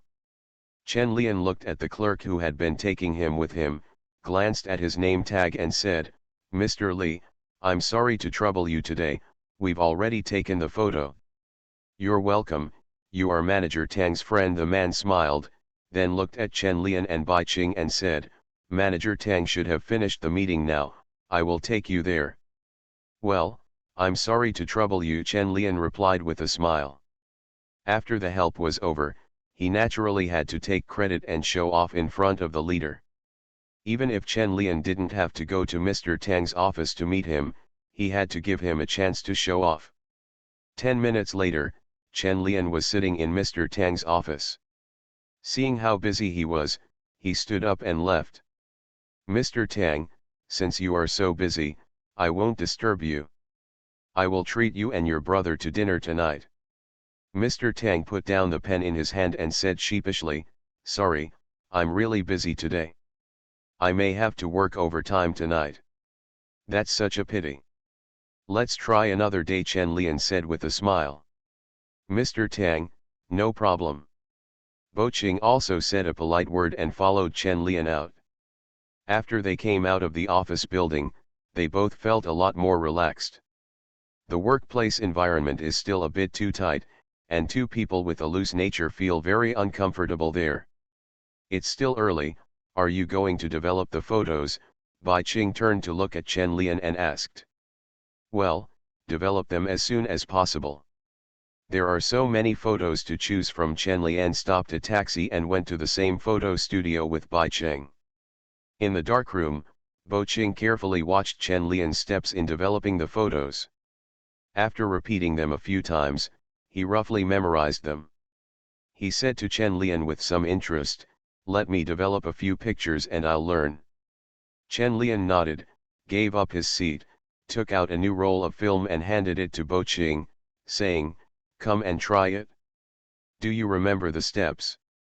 Remember. Bo Qing took the film and began to develop it by following Chen Lian's steps. Chen Lian stood nearby, watching Bo Qing's operations and reminding him from time to time. "The potion is not enough, please add more. Soak for a while and don't take it out in a hurry. Rinse them twice in water." Like a primary school student, Bai Qing finally developed the first photo under the guidance of Chen Lian. Looking at the clear picture on the photo paper, he excitedly said to Chen Lian, "This photo must be used in the work. This is what I developed." The first photo is very meaningful. You decide. Chen Lian shrugged his shoulders and couldn't help but scratch Bo Qing's nose when he saw her excitement and said, "I'm only responsible for which photos to use after taking the photos. How to stitch them together is all your job." Bai Qing looked at a photo hanging in the darkroom and suddenly felt pressure coming over her. The eyes on the open and excited faces made her realize one thing. Photography is different from painting. There is no chance to repeat these frozen moments. Oil paintings can be modified repeatedly until the artist is satisfied, but photos cannot.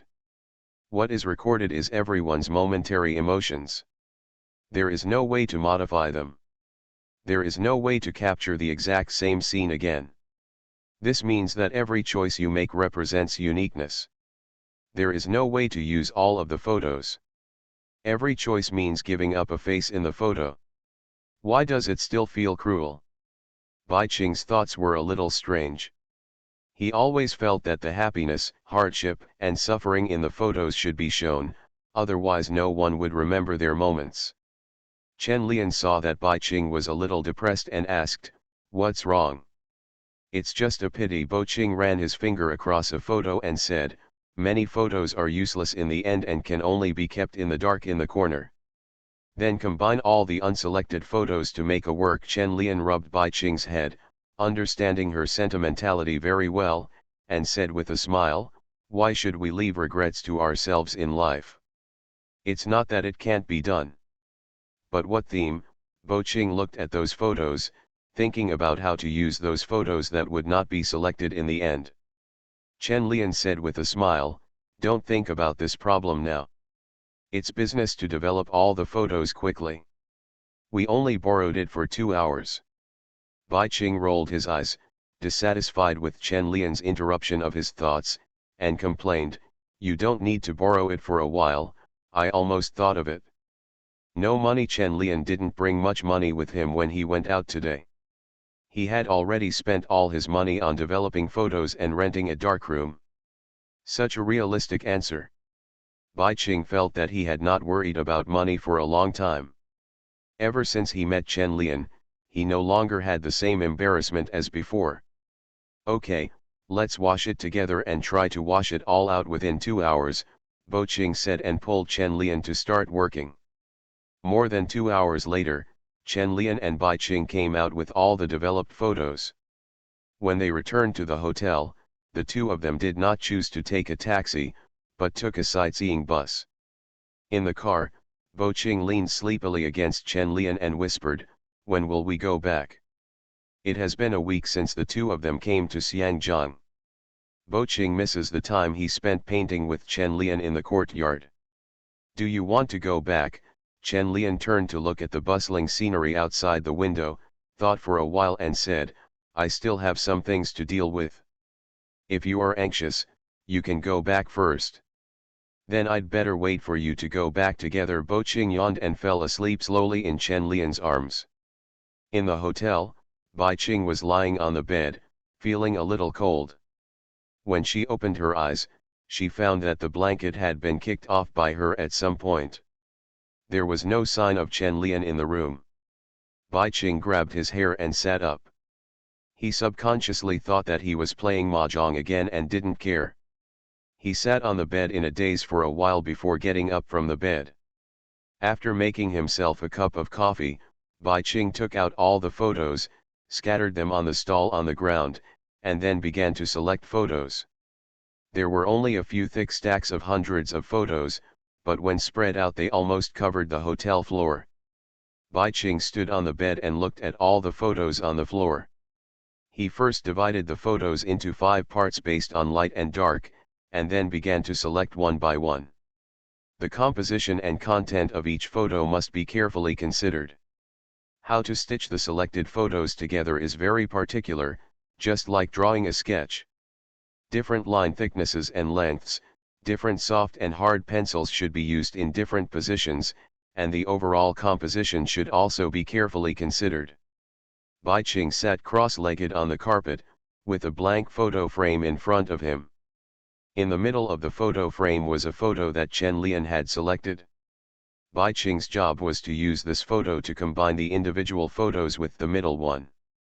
That one serves as the base point and is combined into a completely new photo. Bai Qing does not have as complete and clear ideas as Chen Lian. He cannot start to conceive when shooting, and consciously choose different shooting methods to achieve his own needs.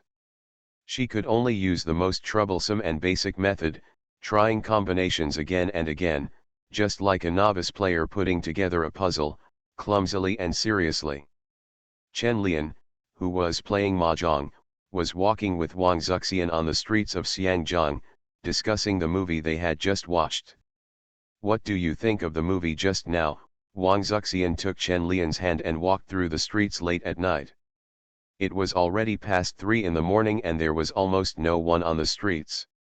The two of them watched night movies and didn't dare to go to the prime show. Wang Zuxian was too conspicuous in Hong Kong and would be easily recognized. Chen Lian and Wang Zuxian just watched Westward Journey, a movie that is not popular at this time. The movie is very good. I personally think it is Xingyi's 2 best movies, Chen Lian said calmly. Wang Zuxian said a little strangely, "Is it such an exaggeration? The box office is not high, and I think it is just average. It is not as good as the previous movies. Maybe it's too ahead of its time. Although the plot is nonsensical, it is rigorous and worthy of scrutiny." Chen Lian recalled the reasons why these 2 movies became popular and said with a smile, "Maybe we should find a university professor and let students write film reviews." Write a film review? Wang Zuxian was stunned for a moment, not understanding what it meant. Why should a university professor write a film review for a funny comedy? Many classic literary and artistic films do not receive such treatment. How can anyone take a commercial comedy film seriously? Chen Lian explained, "Many of the movie's connotations are hidden deep. Most viewers just watch the comedy and don't think deeply about it. Naturally, they think the movie is ordinary and the plot is exaggerated."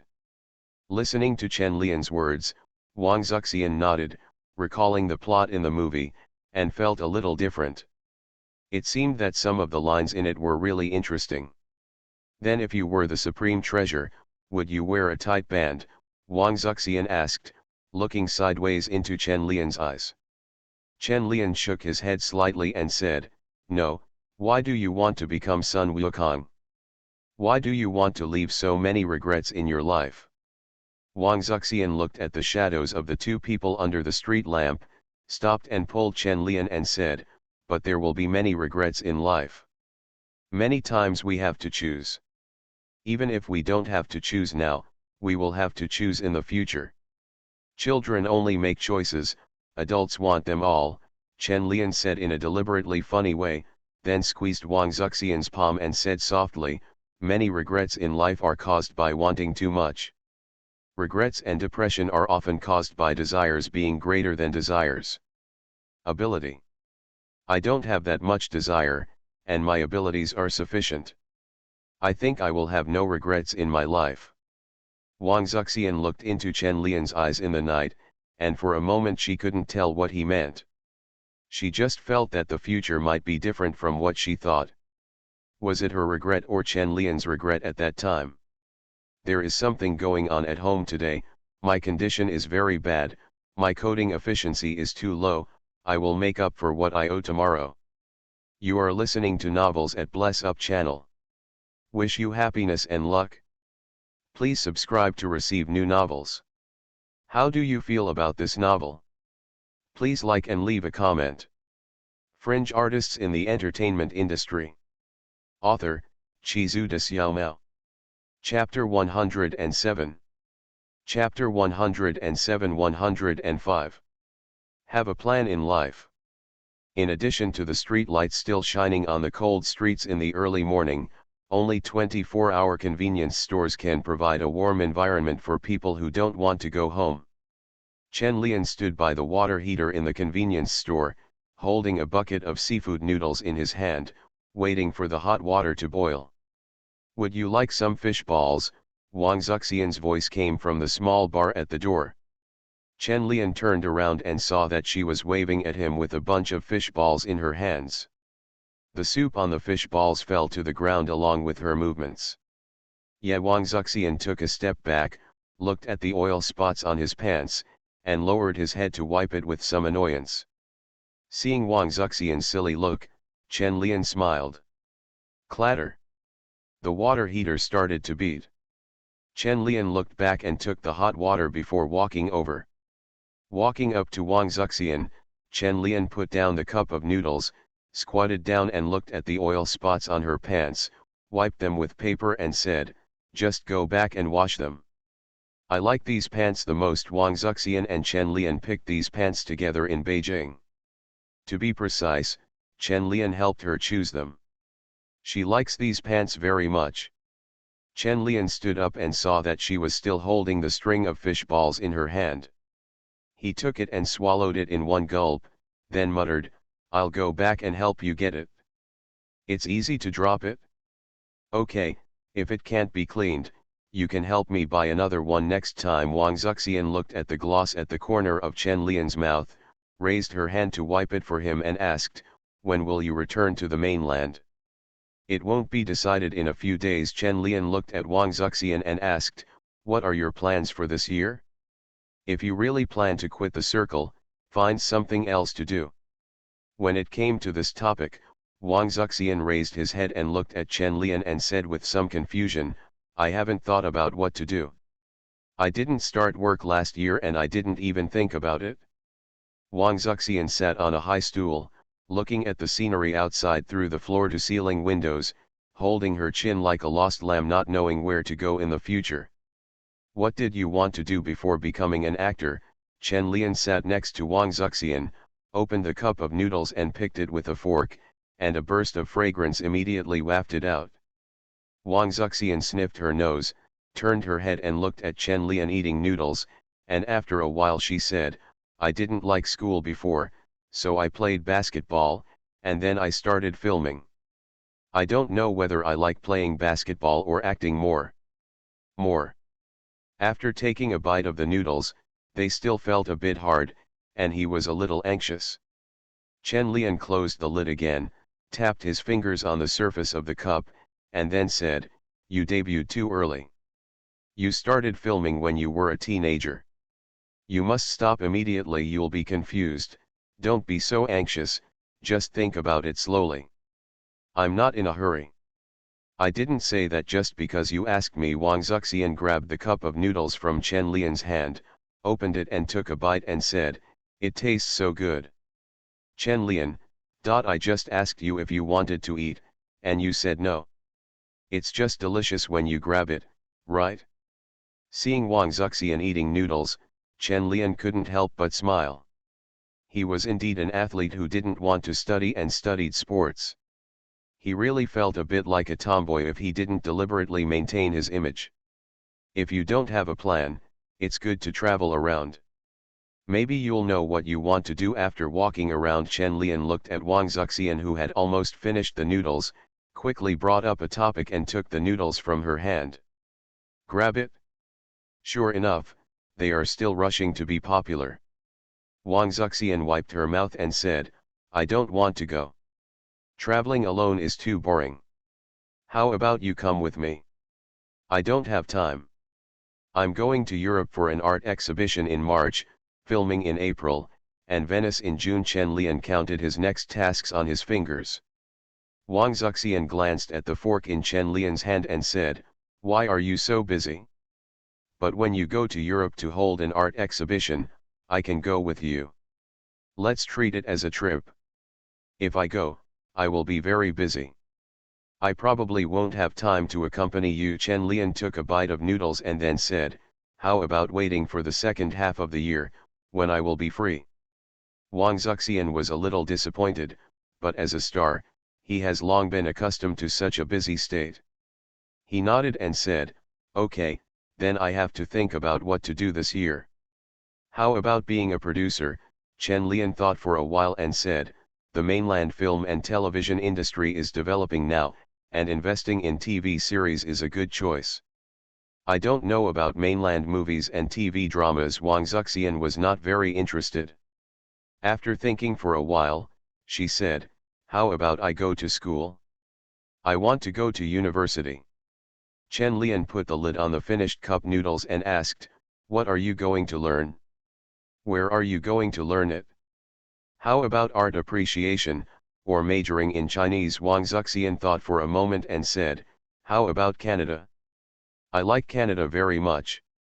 Chen Lian, that's okay. Why is it Canada again? Are you possessed? Okay, Wang Zuxian said happily, then I'll check it out when I get back. I'm almost bored to death recently. Seeing Wang Zuxian like this, Chen Lian understood deeply that people should find something to do, even if they sit in the security booth and embarrass the owner. Let's go back to bed. Wang Zuxian jumped off the chair and pulled Chen Lian to help yawn. 3 days later, Chen Lian settled all the money in his account with Mr. Tang. Excluding commissions, Chen Lian's 400,000 yuan turned into 3.26 million yuan. He was considered a wealthy man in mainland China. This is the hidden benefit of time travel. Although I don't know financial knowledge, I can make money through professionals if I know a rough idea. Chen Lian didn't know how to spend more than 3 million for a while. He could buy many houses and courtyard houses in the capital. How to spend so much money? Chen Lian felt a little melancholy, so he turned his attention to Bai Qing. In the hotel, Bai Qing was lying on the bed with some sluggishness, listening to Chen Lian's ramblings. She had been looking at photos and piecing together photos for the past few days. Her whole body was highly concentrated and excited, and now she could no longer hold on. Ouch! You're so annoying. Bai Qing threw a pillow over, grabbed the quilt and covered her ears and shouted, If you have money, go back and repair the yard. Then buy a house and a car.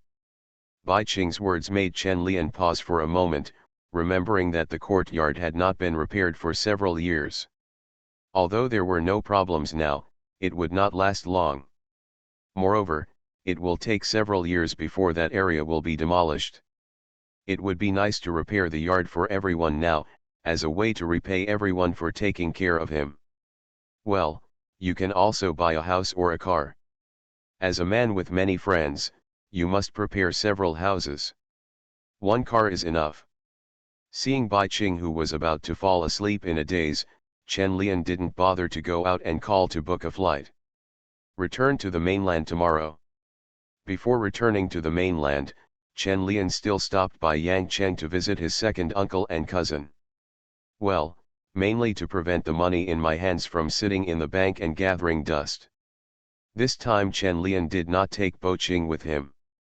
Although Bai Qing wanted to follow, he thought that there were so many photos that he had not finished putting together, so he obediently took all the photos back to the capital, preparing to retreat for half a month to finish putting together all the photos. The most important thing is that Jifa will come to the capital in a few days, and Chen Lian and Bai Qing must have someone there. The temperature in Yangcheng is slightly colder than that in Xiangjiang, but it is still very comfortable. Chen Lian wearing a jacket is enough to resist the cold morning and evening. The second uncle's name is Chiao Lin Mu. He owns a small electrical appliance factory, which mainly produces electric fans. He is considered a wealthy family. But now it's still a little bit behind compared to Chen Lian. Chen Lian has the feeling that the waves behind him push the waves ahead. Last year, he had to rely on his second uncle's help, but this year he has overtaken the lead. He deserves to be happy. For this reason, Chen Lian specially bought a few bottles of good wine and planned to have a few more drinks with his second uncle in the evening. My second uncle's home is in the family building of Yangcheng Second Hospital. My second aunt is a doctor, a very good but stingy woman. After asking around in the family's courtyard, Chen Lian found out where his second uncle was, but he knocked on the door for a long time but there was no response. Didn't I tell you on the phone? Why is there no one at home? Chen Lian was a little depressed, leaning against the door and lighting a cigarette out of boredom. Chen Lian lowered his head and lit the cigarette, but before he could take a puff, a big white and fat hand snatched it away. When did you learn to smoke? The second uncle looked at the cigarette in his hand and frowned at the carefree Chen Lian. The lighter in Chen Lian's hand was still on fire. When he looked up and saw his second uncle, he said angrily, "Second uncle, can you not be so scary next time?" Chiao Linmu frowned and threw the cigarette in his hand to the ground and stamped it out. He couldn't help but slap Chen Lian on the head and said, "You dare to smoke without learning well at a young age. Your mother will break your legs if you live." "Second uncle, I'm already 22, I'm not a kid anymore." "Okay." Chen Lian touched his head and looked at Chiao Linmu helplessly. "That's not okay," Chiao Lin said with a serious face, then looked at Chen Lian, who was half a head taller than him, and said with emotion, "I haven't seen you for more than a year, why do I feel like you have grown taller again?" Chen Lian looked at his chubby second uncle and muttered in a low voice, "I was already this tall when you came to see me the year before last." Chiao Linmu looked at Chen Lian and was silent for a moment before saying, "I always feel like you are still the kid holding my legs and asking for sweets. Time flies so fast. The most frustrating thing about meeting an elder you haven't seen for a long time is that he always tells embarrassing things about you when you were a child to prove his close relationship with you and that he has always been thinking about you. These words are nothing more than, I hugged you when you were a child, and you peed all over me, you were only a little bit older before, but now you are so tall, and so on." Most young people would feel embarrassed by this kind of affectionate expression, but Chen Lian, who is relatively thick-skinned, didn't feel it at all.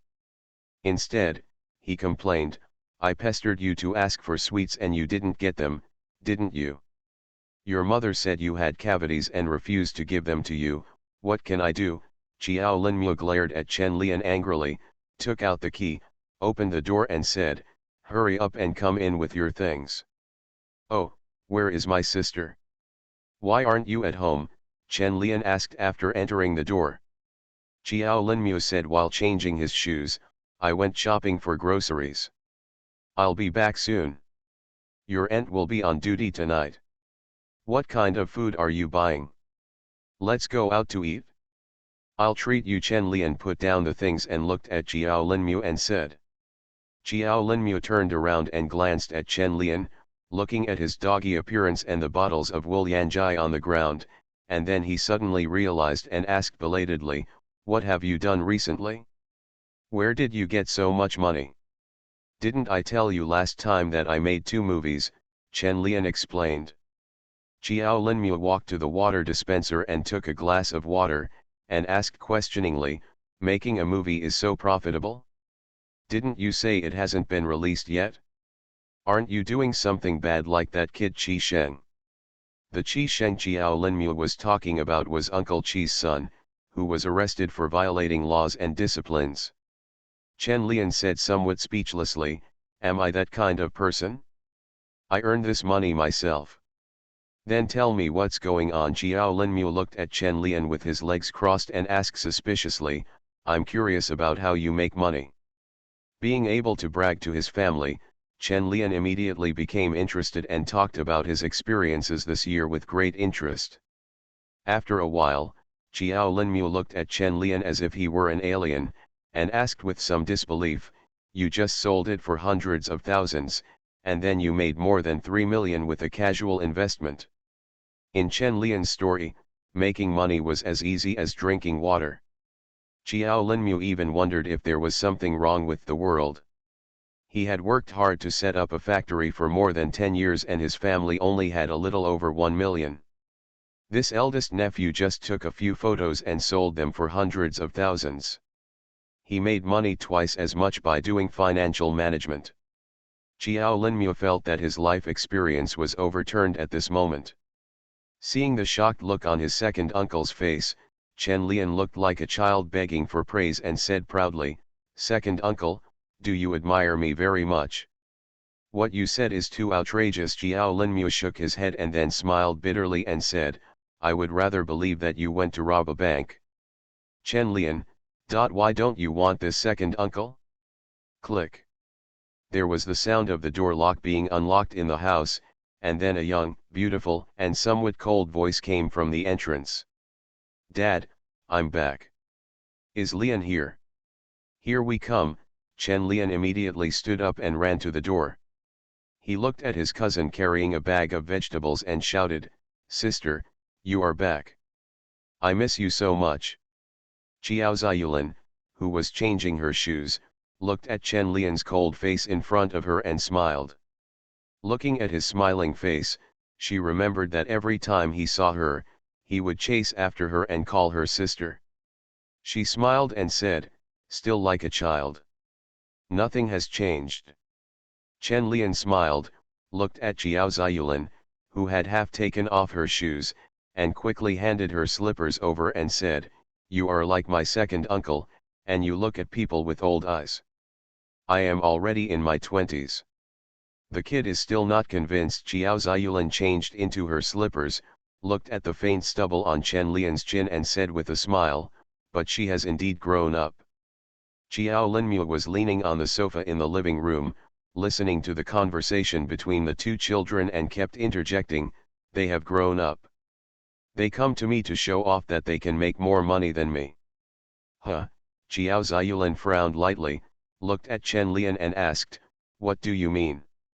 It's nothing, I made a little money, Chen Lian explained, then turned to look at Xiao Linmu and said, Second uncle, I'm not here to show off. Don't slander me. Xiao Linmu snorted and said, then what are you here for? Looking at you, mainly looking at my sister. Chen Lian turned around and smiled at Xiao Ziyulan. I believe this. You have liked to cling to your sister since you were a child. Xiao Linmu patted his thigh and said sadly, I don't kiss my nephew, sigh. Chen Lian ignored his much-played second uncle and changed the subject. Second uncle, I actually have one more thing to do when I come. What's the matter?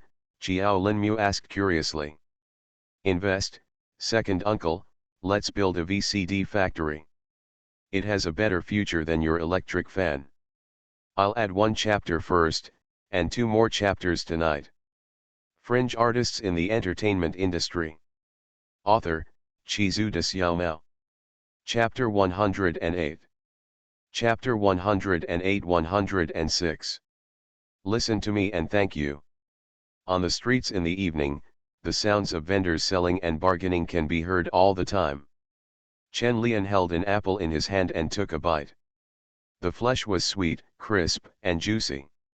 At a newspaper stop on the roadside, Xiao Mulan and the newsstand owner were looking through newspapers and magazines from the previous 2 months. The newsstand man wearing reading glasses took out a magazine from a pile of magazines after flipping through it for a while, looked at it carefully and said, I found it. Very few people buy this magazine.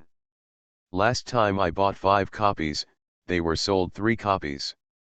Xiao Linmu immediately leaned over and took a look at Chen Lian, who turned back to eat an apple and asked, Is it called world art? Well, there are my reports on it. Chen Lian glanced at it and then didn't care. He had never read those magazines himself. In contrast, Chen Lian was more interested in the recent issues of Yangcheng Daily, which reported on the proliferation of pirated optical discs. What does that mean? It means business opportunities. Last year, the sales volume of VCDs nationwide was only over 100,000. High price is one of the reasons for the lack of sales. Another reason is that there are too few optical discs. If you don't have a movie to watch when you get it home, who would buy it? It's not cost-effective to buy genuine discs at such a high price. VCD wants to enter thousands of households, but what is missing is such an opportunity. Chen Lian and Xiao Linmu were in front of the newsstand, one reading the newspaper and the other reading the magazine. The newsstand owner looked at him and knocked on the table with dissatisfaction and said, "Give me the money first and then look at it." Chen Lian, who was fascinated by what he saw, realized what he was doing, took out $10 from his pocket and handed it to the boss. "It's not enough. It's still 2 yuan short." "That magazine is in full color," the boss said, adjusting his reading glasses. Chen Lian. "It's so expensive, no wonder it can't be sold." After giving another 2 yuan to the boss, Chen Lian rolled up the newspaper, looked at Xiao Linmu and said, "Second uncle, let's read it when we get home." Xiao Linmu looked up at Chen Lian and nodded with a complicated expression. There was really a report about Chen Lian in the magazine, and this guy really became an artist. Why did a child who was so naughty and mischievous when he was a child suddenly feel like he doesn't recognize him anymore? Artist, alas. Does the old Chen family still have this gene? Xiao Linmu touched his round chin with his chubby hand, and after thinking for a long time, he determined that it should be the genes of Lao Xiao's family. "When I was young, I was also an artistic young man."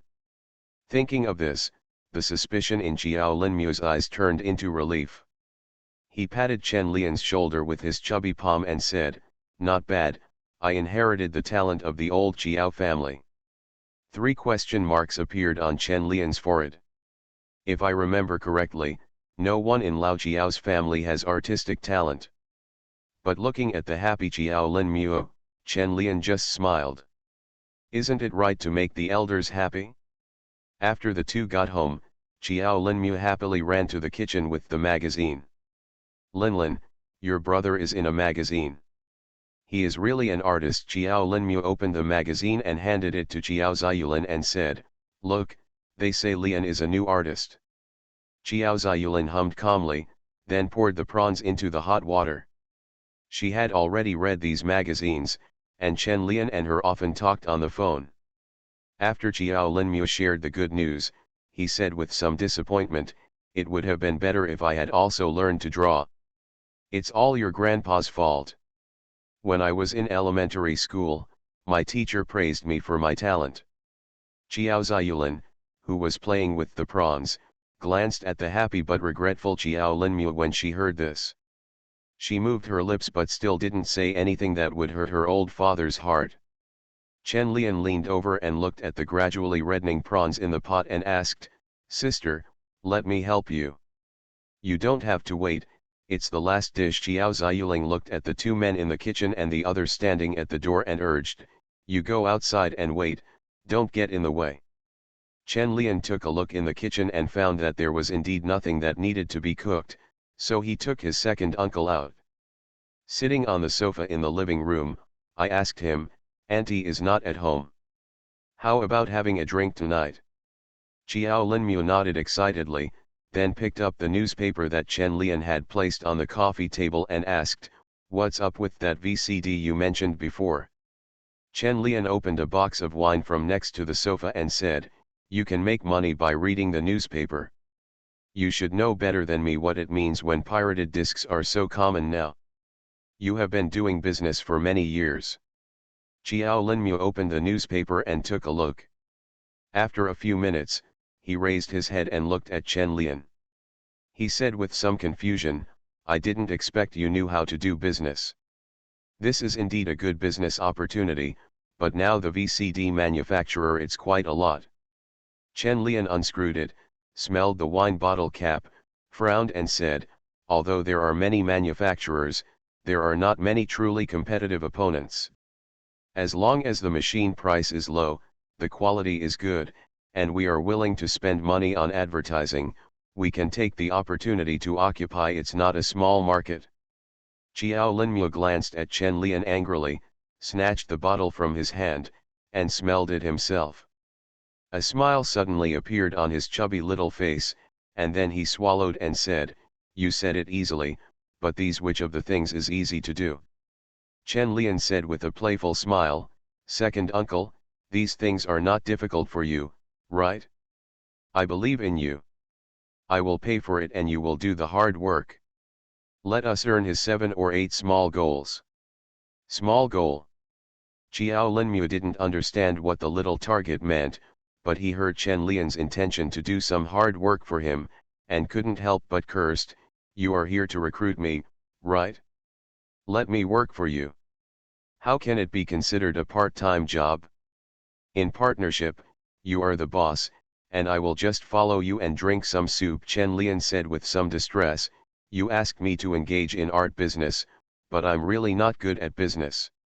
Xiao Linmu thought about Chen Lian's talk just now and said angrily, I think you are quite good at it. You are richer than me now and have more talent in painting than you. I really can't do it, I don't have time, and I have to go to school. Chen Lian knew how much he weighed, and he would probably get the wrong money when he opened the supermarket, so he had better think about it when doing business. Let me think about this and investigate later. Xiao Linmu didn't expect Chen Lian to do business either. It would be a great honor for an artist to talk about it. Throwing a brick in Yangcheng these days could kill a bunch of small business owners. Artists are scarce. In Xiao Linmu's heart, the status of cultural people is much higher than that of businessmen. After a while, Xiao Ziyulan came out of the kitchen and shouted, ready to eat? Coming. Chen Linan immediately ran to the kitchen to help serve the dishes. The dishes tonight were very good, including boiled prawns, roasted goose, steamed sea bass and a dish of plain cut chicken. They are all meat dishes, and Chen Lian likes them very much. After sitting at the dinner table, Xiao Ziyulan gave Chen Lian a piece of roast goose and said, try how it tastes. I took a detour to buy it. It's delicious, Chen Lian said as he put the roast goose into his mouth and took a bite. If it tastes good, eat more. Xiao Ziyulan smiled and put the roasted goose plate in front of Chen Lian. The goose head that Xiao Linmu had just picked up fell to the plate again due to such a move. Xiao Linmu. Chen Lian enjoyed the meal in the evening. Xiao Linmu was not very happy at first, but he became happy after the wine was poured. Finally, his wife was not at home, and his daughter gave him the honor to ignore him, but he drank him beautifully. The drunken Xiao Linmu sat on the sofa, patted Chen Lian's thigh and said with a loud tongue, Lian, you are making a difference now, uncle is very happy. Chen Lian, who was talking to his cousin, gave a perfunctory hum, then looked at Xiao Ziyulan and asked, sister, have you always planned to be a teacher in school from now on? Xiao Ziyulan took a sip of tea and said, well, it's very relaxing and suitable for me. Then I don't think you can find one. Chen Lian was interrupted by Xiao Linmu before he finished speaking. I'm telling you, you must get married as soon as possible to continue the legacy of your old Chen family, otherwise I will be sorry for my brother-in-law. Xiao Linmu suddenly put his arms around Chen Lian's shoulders and murmured, you don't know, when mom married your dad, I wouldn't agree to it even to the death. Chen Lian and Xiao Ziyulan looked at each other and smiled helplessly.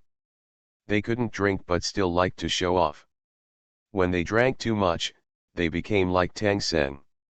Chen Lian and Xiao Ziyulan had no choice but to simply clean up the nagging drunkard and send him back to his room to sleep.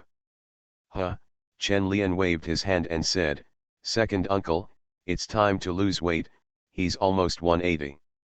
My mother tells him to lose weight every day, but he doesn't listen. Xiao Ziyulan put a glass of water on the bedside, then looked at Chen Lian and said, "You must be tired too. Go to bed early tonight and take you out for a walk tomorrow." Chen Lian drank a lot, nodded and said, "Okay, I'm really a little tired. You sleep in the second bedroom next to me. I have changed the sheets and quilts." Xiao Ziyulan went to get new towels and toothbrushes, and said with some disgust, "Hurry up and wash up, you smell of alcohol, don't drink any more." Chen Lian pursed his lips, finally knowing what it was like for his second uncle to be controlled by two women. "I will never get married again." The next morning, as soon as Chen Lian got up, he heard the voice of his second uncle admitting his mistake and begging for mercy from the living room. "I really only drank a little bit, not too much, Li Anfei made me drink." The second aunt, who had just finished the night shift in the living room, said with a straight face, "How old is Lian that he can make you drink? I think you just want to drink." Chen Lian, who originally wanted to go out to wash his face and brush his teeth to say hello, immediately shrank his neck after hearing this, lay back on the bed and continued to sleep. The second aunt's fighting ability is too strong, so it's better not to go out to be a target, and wait until she gets some sleep and feels better before going out to be good. After about half an hour, it was quiet outside again. Chen Lian got up from the bed and carefully opened the door and took a look. "Come out, your aunt is sleeping." Xiao Lin was sitting on the sofa helplessly, regretting why he drank last night. Xiao Ziyulan, who was sitting at the dining table, saw Chen Lian shouting, "Go brush your teeth and wash your face, and come over to eat." Without the intimidation of his aunt, Chen Lian felt much more at ease. He quickly brushed his teeth and washed his face before sitting at the dining table and eating breakfast. "How many days are you planning to stay this time?" Xiao Ziyulan asked while biting the custard bun. 2 or 3 days." Chen Lian paused and said, "There are still things to do in the capital, and I will be busy later." Xiao Lin Mua, who had already finished breakfast, came over after hearing this and asked, 2 or 3 days? "I'm going to take you to inspect the market. What do you think about the VCD?" Chen Lian swallowed the shrimp dumplings in his mouth and said, "I think it can be made, but I really don't understand. I'll just drink the soup." "How much money are you prepared to invest?" Xiao Linmu pulled up his chair and sat down and asked. "I don't know, how much does it cost to open a factory?" Chen Lian really didn't know anything. He only knew that VCD would be very popular in the next few years. Xiao Linmu looked at his eldest nephew and couldn't even scold him. He dared to fool himself into opening a factory and doing business without knowing anything. "I really don't know what to say to you," Xiao Linmu sighed, and then said, "I will investigate it myself first, and then I will tell you when I have a plan. Don't think about how much money you have to invest, just keep the money to buy it. It's business to have a house and a wife." Oh, Chen Lian responded. He had planned to buy a house, but he had no plans to marry a wife. He couldn't tell his second uncle this, otherwise he would have to educate himself again. After breakfast, Chen Lian went out with his cousin. There was nothing interesting in Yangcheng, but there was a lot of delicious food. Chen Lian ate all the way, and Xiao Ziyulan bought all the way. They bought everything for Chen Lian, including 7 or 8 summer t-shirts. Chen Lian was carrying large and small bags and felt that his arms almost no longer belonged to him. "Sister, can we not buy it? I'll buy it myself later." Chen Lian couldn't hold it anymore and looked at Xiao Ziyulan begging for mercy. Xiao Ziyulan looked at the dozen bags in Chen Lian's hand, hesitated and said, "I also plan to buy you a few pairs of shoes. You don't usually have anyone to take care of you when you are alone in the capital. Then I don't need so much. These clothes are enough for me to wear for several years." "Okay, let's get here first today." Xiao Ziyulan was a little disappointed. Her newly ignited desire for shopping was gone. She had only been shopping for a long time, and her cousin couldn't do it either. What if she found a girlfriend in the future? Xiao Ziyulan, who was somewhat unmotivated, took Chen Lian home and planned to come out tomorrow to continue. In the next 2 days, Xiao Linmu went out early and returned late every day to investigate the market, while Chen Lian was dragged out by Xiao Ziyulan to go shopping every day, as if he wanted to buy everything he could wear in his lifetime. After being dragged out by Xiao Ziyulan to go shopping for 2 days in a row, Chen Lian really felt that he had to find a boyfriend for his cousin as soon as possible. He couldn't bring harm to his younger brother. "Sister, you should find a boyfriend and let your boyfriend go shopping with you." Chen Lian sat tiredly on the stone pier and looked at Xiao Ziyulan and said. Xiao Ziyulan frowned and said, "I don't plan to find a boyfriend. Love is the most useless thing." Chen Lian, my cousin's values are very similar to mine. It's hard not to agree. Then find a best friend, someone who can go shopping with you. If that doesn't work, a male best friend will do, just in case something sparks up, Chen Lian suggested. Xiao Ziyulan pulled up her hair and said, "No need, I don't like shopping. This time I'm buying something for you." Chen Lian, listen to me and thank you. There will be another chapter later. I started going to work today. It's so humming miserable. Fringe artists in the entertainment industry. Author, Chizu de Xiaomao. Chapter 109. Chapter 109 107. Going to Europe to become famous. Call back when you get to the capital. At the boarding gate of Yangcheng Airport, Xiao Ziyulan tugged on Chen Lian's collar and gave instructions. Xiao Linmu also said beside him, "I have investigated the VCD matter here and will inform you when the time comes." "I know, the time is coming, I'm leaving carrying 2 oversized suitcases." Chen Lian walked into the security checkpoint like an unscrupulous crab. Looking at Chen Lian's back, Xiao Linmu couldn't help it anymore. He turned to look at his daughter and said, "Do you want to buy clothes for him, or do you simply satisfy your own shopping desire?" Xiao Ziyulan turned to look at Xiao Linmu and said, "All of them." "I knew it." Xiao Linmu sighed and said, "You'd better find a boyfriend as soon as possible. You're already 24. If you wait any longer, you'll be an old girl. I don't want you to support me. You just want to find an uncle to drink with you." Xiao Ziyulan looked at Chen Lian disappearing at the security checkpoint, turned around and left. Xiao Linmu sighed and followed. It was still very cold in Beijing in early spring. After the Spring Festival, the whole city seemed to be still immersed in the end of festive joy. When Chen Lian walked in the alley, he would occasionally encounter a few unlucky children throwing firecrackers at him. If it weren't for the inconvenience of carrying the box in his hand, Chen Lian would have bought a set of Maxim firecrackers and had a fight with them.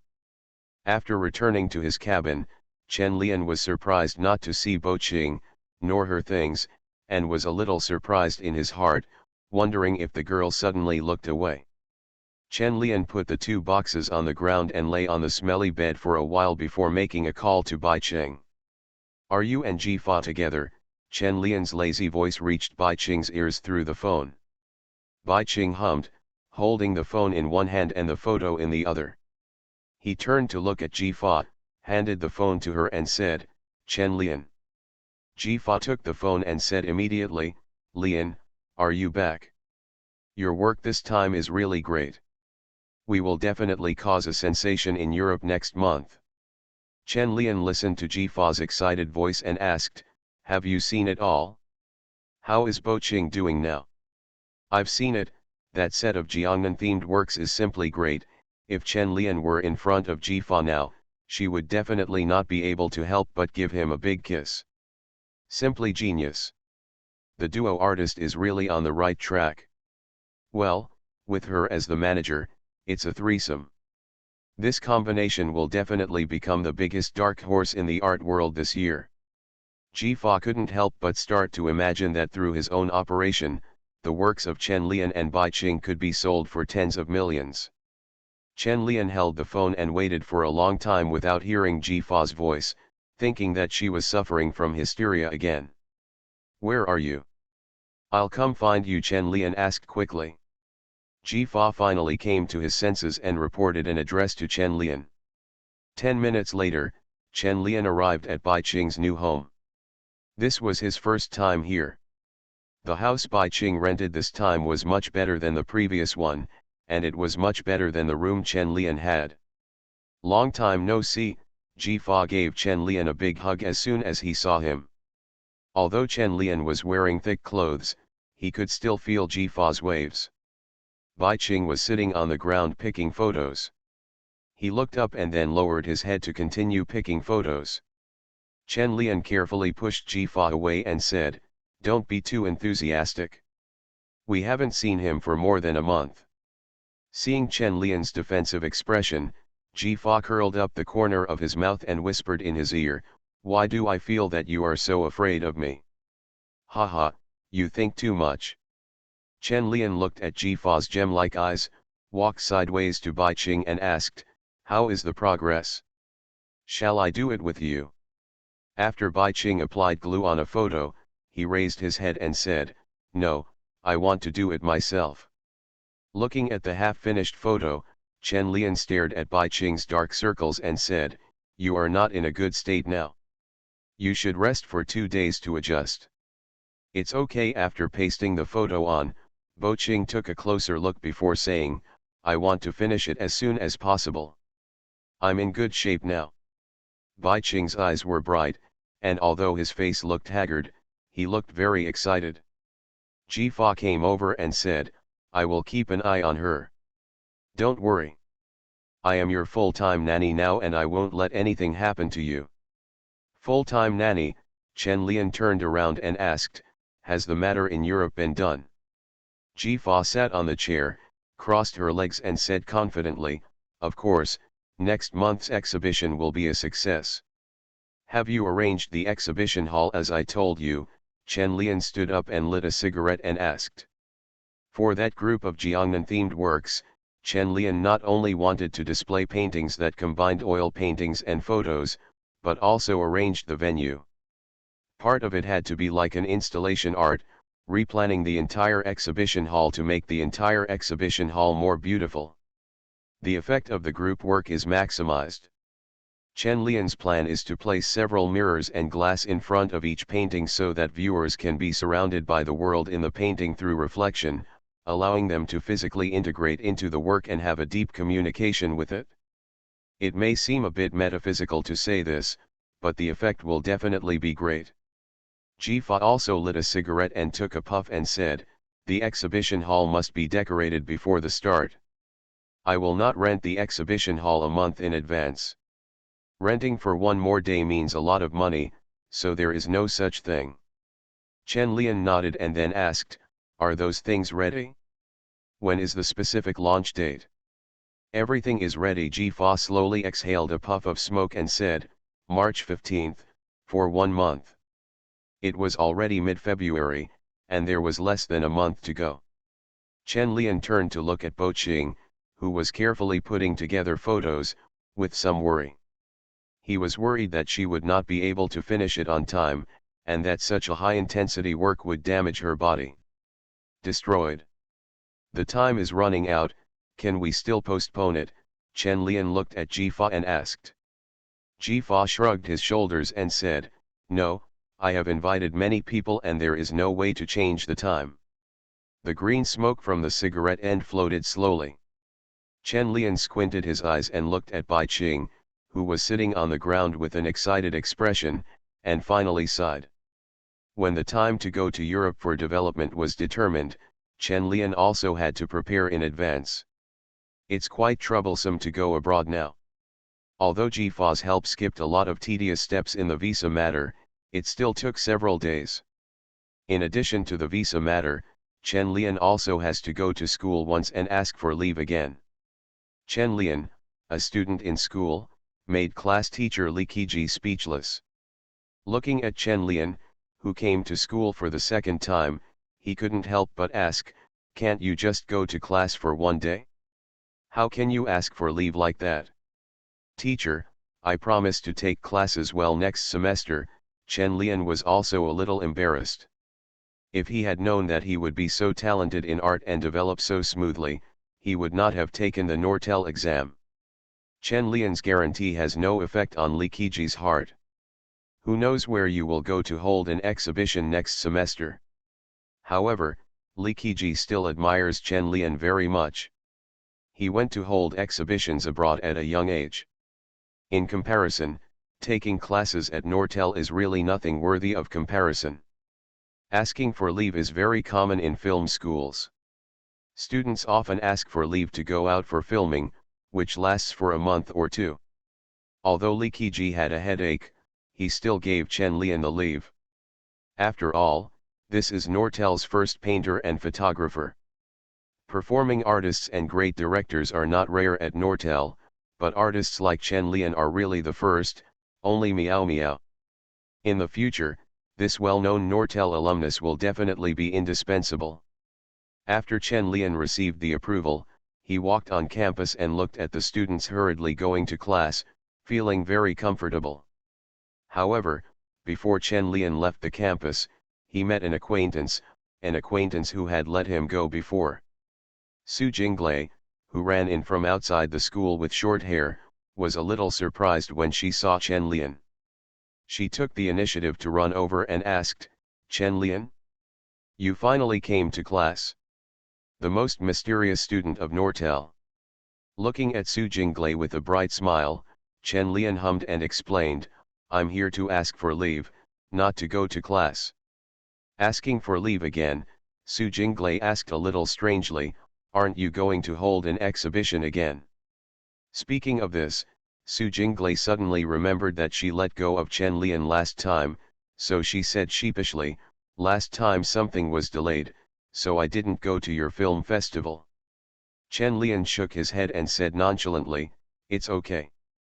"Are you going to hold another exhibition?" Su Jinglei asked again, really curious in her heart. "Yes, otherwise I wouldn't have come to ask for leave," Chen Lian replied. Su Jinglei quickly asked, "Where are you this time?" "I will definitely go to support you this time." Chen Lian looked at Su Jinglei and said calmly, "Paris, France." Su Jinglei, "I really can't go there, but why did I drive to France? How cool is that? I have to leave first." Chen Lian waved his hand at Su Jinglei, who was stunned, turned around and left.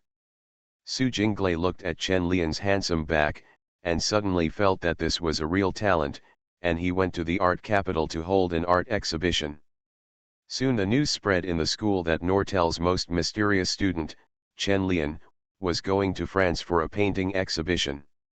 This time, Chen Lian, who was originally obsessed with gossip, cast a dazzling halo. In the girls' dormitory, Zhang Qingqing and Chen Zihan were discussing this classmate they had met twice. "You think he is so powerful, would he still come to school?"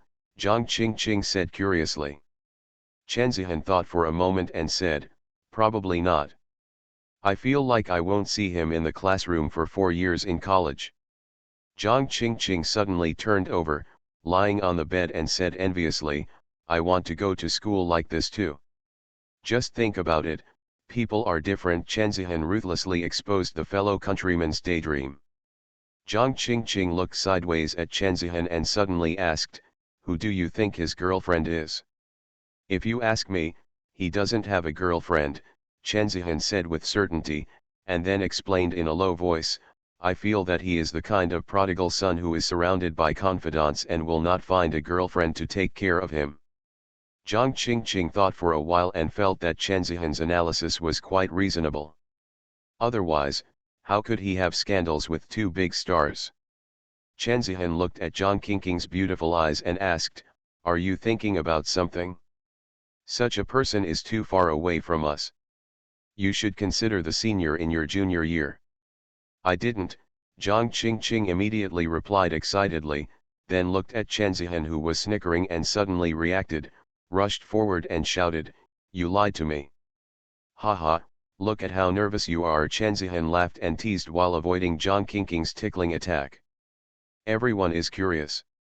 For an upright young girl, a person with outstanding appearance and talent is indeed very attractive, but most of them are just curious.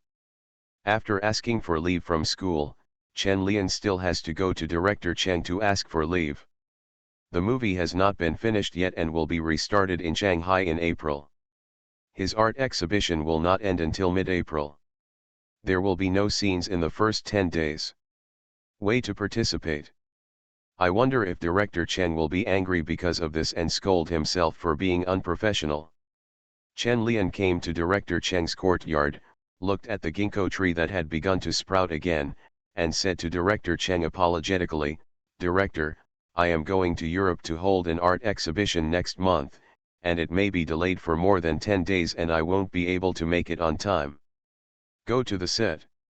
"It doesn't matter," director Cheng smiled, then looked at Chen Lian and said, "I saw you taking photos with a camera every day on the set, and I thought you were just for fun. I didn't expect you to be so good. You were in the film festival before. I've heard people say it's highly rated." Chen Lian didn't expect director Cheng to be so easy to talk to. It seems that in his mind, he has transformed from a young actor to a potential artist, and his salary has increased. The status bonus brought by artists is really not small. At least it is quite useful in the entertainment industry. Vanity Fair and Vanity Fair are the first. "I didn't expect to get such a high evaluation," Chen Lian said modestly, and then asked, "Director, if I don't go ahead, it won't delay the filming progress, right?" Director Cheng shook his head and said, "It's okay. The main scenes in Shanghai are with Zhang Guorong and Gong Li. I guess you won't be able to finish filming their scenes when you come back. The scenes in Shanghai are mainly concentrated on Zhang Guorong and Gong Li. Chen Lian's role in Shanghai is very small, almost just a background board. There are not even as many scenes as Zhouji, and the most beautiful scenes of Yang Guifei are all in Shanghai. By then, I should be able to meet this legendary dancer, open a dance school in the United States, and set up a Zhouji dance for myself in the city where I live. On a school day, most people can't do that. Most importantly, Zhouji's artistic achievements have been recorded in the Who's Who in the World and the World Chinese Elite Ceremony." Chen Lian retracted his divergent thoughts, looked at director Cheng and said, "That's good. If the shooting is delayed, I'll still feel a little sorry." Although the filming of this movie was very uncomfortable for him, since he accepted the role and received the money, he had to finish it well. This is professional ethics. It's okay. Don't worry. Holding your art exhibition is also bringing glory to the country, director Cheng said with a smile. "Haha, I will definitely do it." When Chen Lian heard about bringing glory to the country, he would always think of the ridicule from later generations of netizens. Riding a horse has also become an act of bringing glory to the country. This chapter is a little late. My mentality has not been stable in the past 2 days and my performance has been unstable. Please forgive me. You are listening to Novels at Bless Up channel. Wish you happiness and luck. Please subscribe to receive new novels. How do you feel about this novel? Please like and leave a comment. Fringe artists in the entertainment industry. Author, Chizu de Xiaomao. Chapter 110. Chapter 110-108. Chen Lian is Chen Lian. Spring has returned to Paris in March, the scenery is beautiful, and many cherry blossom trees have bloomed pink buds. You can see different beautiful scenery everywhere in the romantic city. The rivers, buildings, and streets all show its unique charm. This city has many nicknames, such as the City of Art, the City of Romance, the City of Fashion, the City of Flowers, the City of Light, and so on. It seems that literature and art are deeply embedded in every brick, every green leaf, and every flower bud. Chen Lian looked at the scenery outside the car window, full of expectations for the city. "How's it going? Do you like it here?" Ji Fa turned to look at Chen Lian and Bai Qing and asked. "Very good, I think this city is suitable for me." Chen Lian rolled down the window and looked at the beautiful scenery and beauties on the street. Bai Qing, who had just come out of the airport and had not yet fully recovered, did not answer Ji Fa's question. He just rested a little tiredly on Chen Lian's shoulder, not showing much interest in the scenery outside. Back in his own country and city, Jifa was very chatty and introduced every street and landmark building he passed to Chen Lian. "That's the Louvre over there. The art inside will amaze you. I hope one day your works will appear in it. The cherry blossoms here are not as beautiful as those under the Eiffel Tower. The Champs-Élysées this season is not as beautiful as autumn." Jifa specially asked the driver to take a long circuit in order to show the beauty of the city to friends from China. After a while, Jifa suddenly looked at Chen Lian and asked, "What do you think of first when you think of France?" "Napoleon," Chen Lian said calmly. Jifa was a little surprised and said helplessly, "You actually think of a man? It's not romantic at all." Chen Lian thought for a while, and another word came to his mind.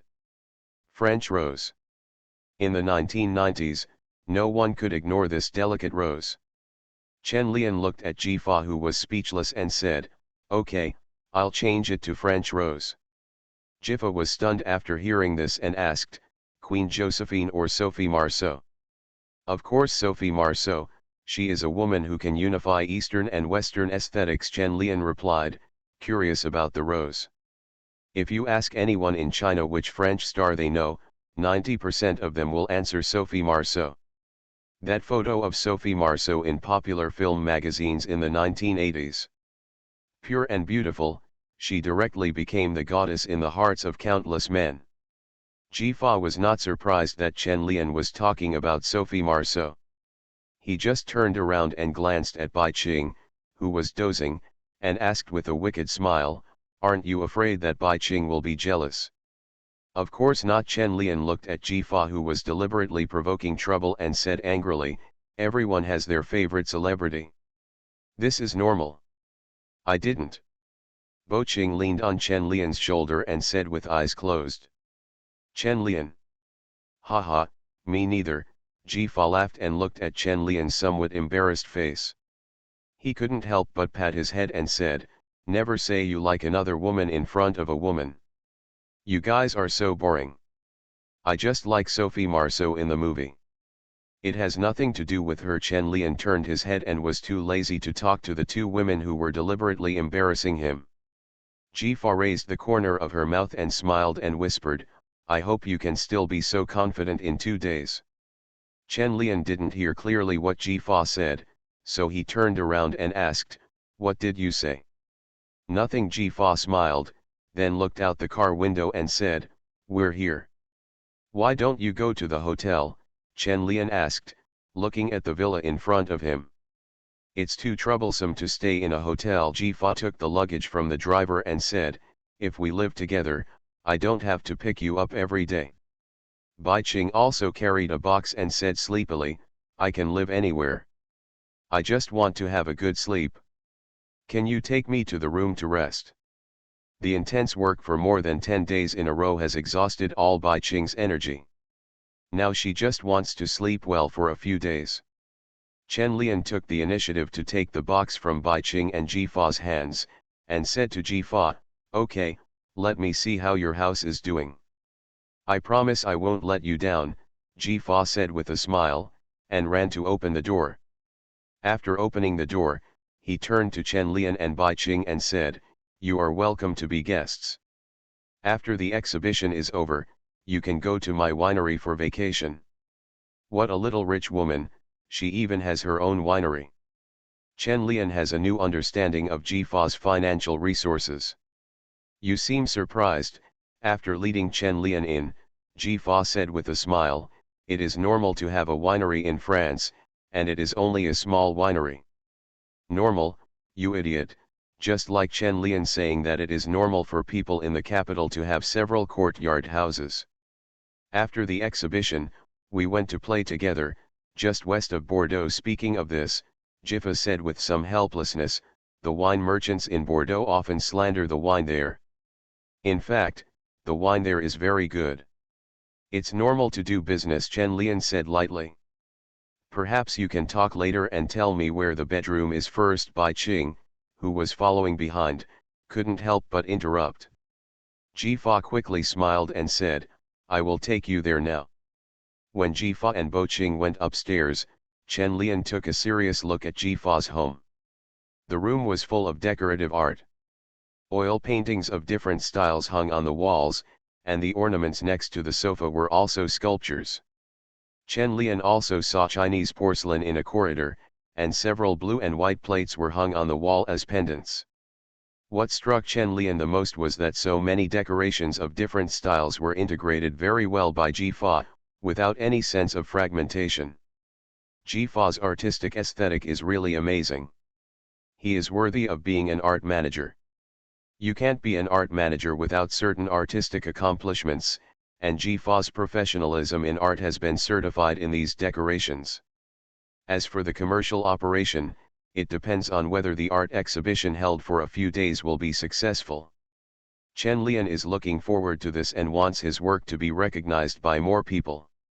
All art creators hope that others can understand their works, and Chen Lian is no exception. It's just that a lot of art is not accepted and understood in the contemporary era, because it is too advanced or the development of social civilization limits everyone's imagination and aesthetics. Just like if abstract works were brought to the Middle Ages, no one would be able to understand and accept them. Van Gogh was not understood at that time. Art also needs a certain context. If you are too detached, you will not be able to understand it. After all, there is only one Van Gogh. It is difficult to evaluate the quality of art, which is too high-minded and unpopular, but the same cannot be said for food. People around the world still recognize French food. The most important thing is that there are many choices of main dishes in French food, which is almost as big as that of a province in China. This made Chen Lian a little confused about what to eat when looking at the menu. Bai Qing, who had slept all afternoon, now has a good appetite. He took the menu and quickly ordered what he wanted to eat. Jifa did the same and expertly ordered the dishes he wanted to eat without even looking at the menu. Chen Lian made his choice after a little hesitation. He chose smoked salmon and cream soup for the appetizer, honey-glazed duck breast and pan-fried foie gras for the main course, and French brulee for dessert. According to French food habits, it is estimated that these dishes will take an hour to finish.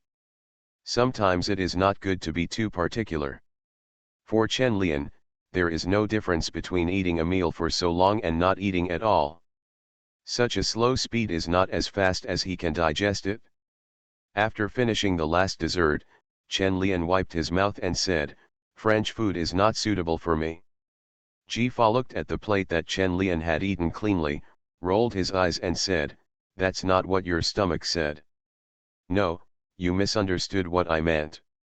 Today's dishes are all delicious." Chen Lian touched his stomach and said, "It's just too slow. I'm not full yet and I'm hungry." Jifa, it's really not romantic at all. Let's go back and eat braised pork. Haha. I knew you weren't full. Bai Qing pushed the uneaten macaron in front of Chen Lian and said, "Eat it." Chen Lian looked at the fresh and appetizing macarons, shook his head and said, "I don't want to eat so many sweets." Okay, Bai Qing took the macarons back and ate them himself, no longer caring about Chen Lian's life or death. Jifa shook his head and said, "I'll ask you to eat something else later. You should order one more main dish." "I have no experience this time, I will be fine next time." Chen Lian did not expect that the portion of an authentic French main course would be so small. After eating French delicacies, it's natural to go see the beautiful scenery here, but Chen Lian and the others are too busy now, and the preliminary preparations for the exhibition have not been completed, so they don't have much time to see the scenery. After dinner, I just went to admire the Eiffel Tower and the Arc de Triomphe at night, and then headed back home to prepare for a good night's rest before work officially starts tomorrow. The exhibition was held in the Cultural Center Hall of the Centre Pompidou. This was Chen Lian's first time here. He was very curious about this prestigious modern art center.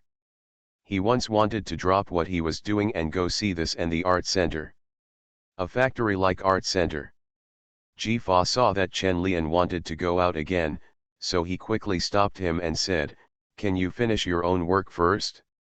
It will start the day after tomorrow." In the exhibition hall, workers are installing shelves according to Chen Lian's requirements. Chen Lian's role here is to supervise the work. All he needs to do is wear a white safety helmet. Chen Lian looked at Jifa and said, "The workers are installing it now. I don't need to keep watching. I'll go and have a look and come back, in an hour at most." "No," Jifa immediately refused, "this exhibition is very important. There can be no carelessness. You are not allowed to go anywhere before the exhibition ends." Seeing that the managers were getting mad, Chen Lian could only accept his fate, shoulder his responsibilities, and began to patrol the exhibition hall until the workers installed various devices.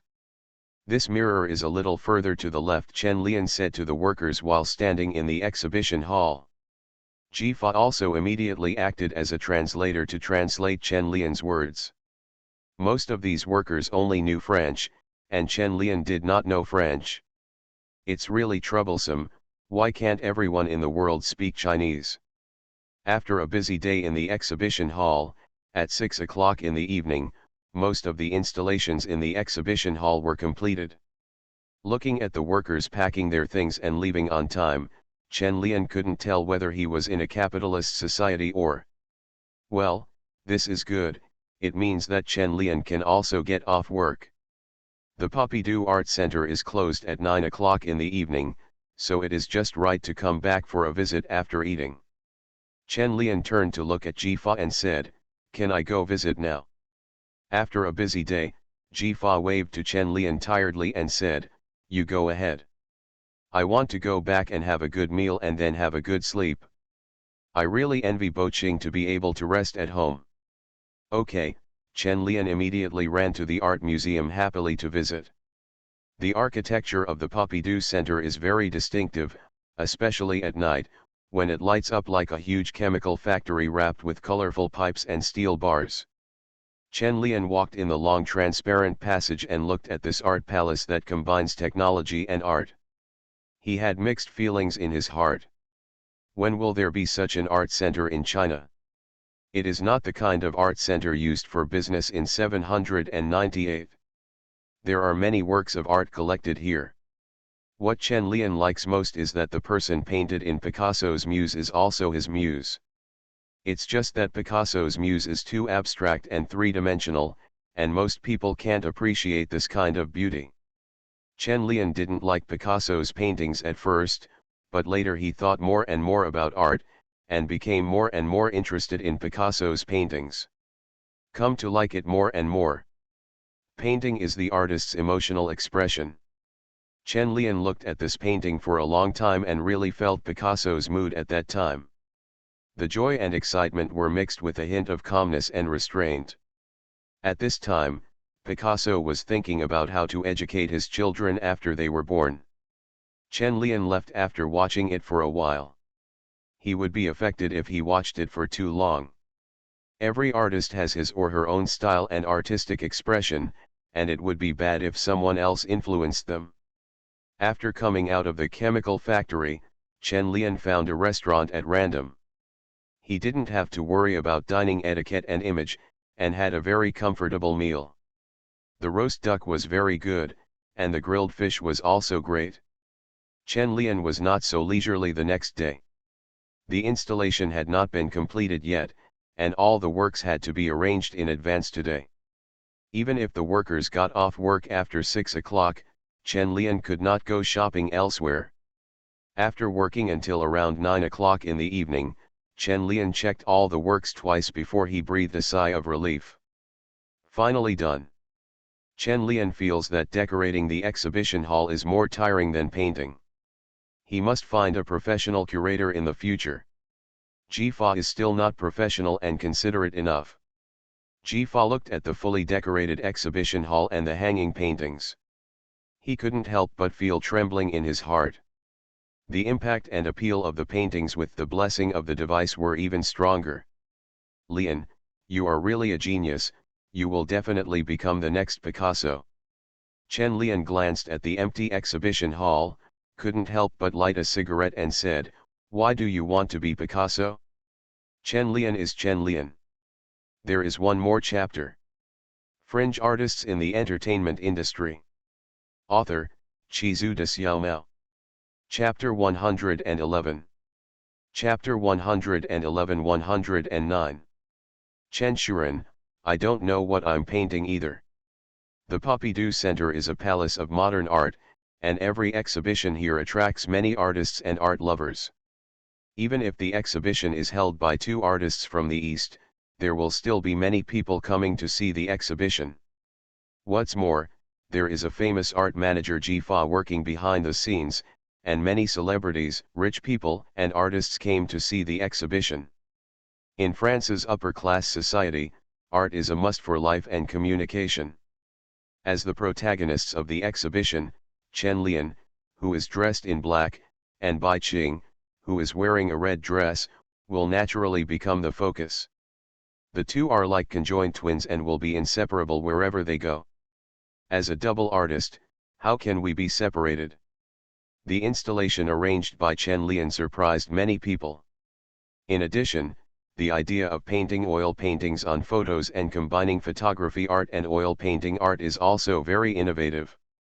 Although this art form is not as pure oil painting, it is extremely expressive and impactful.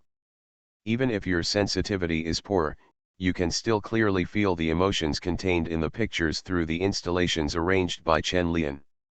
Not only did this work make them feel novel, but the set of photography also made them feel different forms of photography. Hundreds of photos are recombined and spliced into a new work, which extends mosaicism and gives photography art a new form of expression. Several photographers gathered around Chen Lian and Bai Qing and asked, "How do you define this group of works of yours? Mosaic style or pixel style?" Chen Lian and Bai Qing looked at each other and smiled and said, "No, you can call it superdimensional. A single photo is one dimension, but when these photos of the same dimension are rearranged and combined, it becomes another dimension." This explanation made these people feel novel, and they agreed with Chen Lian's statement that hundreds of works of different shapes and colors, with different contents, were recreated through light and shadow to form another dimension. It's like 3,000 small worlds combined into one big world, sublimated in both dimension and theme. There were many people surrounding Chen Lian and Bai Qing. After hearing Chen Lian's explanation, they all turned their heads and looked at the superdimensional photos. The more they looked at them, the more shocked they became. The numbness and hardship shown by the characters and the environment in a single photo were not strong. But when combined together they were magnified exponentially. It's so big that you'll feel shocked and depressed just by looking at it. Sophie Marceau, who also received the invitation, was among the crowd. Listening to the conversation between Chen Lian and Bai Qing, she felt that this exhibition was the right one. She didn't like that group of photography very much. What she liked most was the group of Jiangnan-themed paintings. She felt feminism from those paintings. The oppressive environment and the colorful struggling women in the black and white photos made her feel the struggle of the characters in the paintings and the oppression and restraint of the environment on women. Sophie Marceau is a feminist herself, and she likes this group of paintings from the bottom of her heart. At the same time, she is also curious about Chen Lian and Bai Qing who created this group of paintings.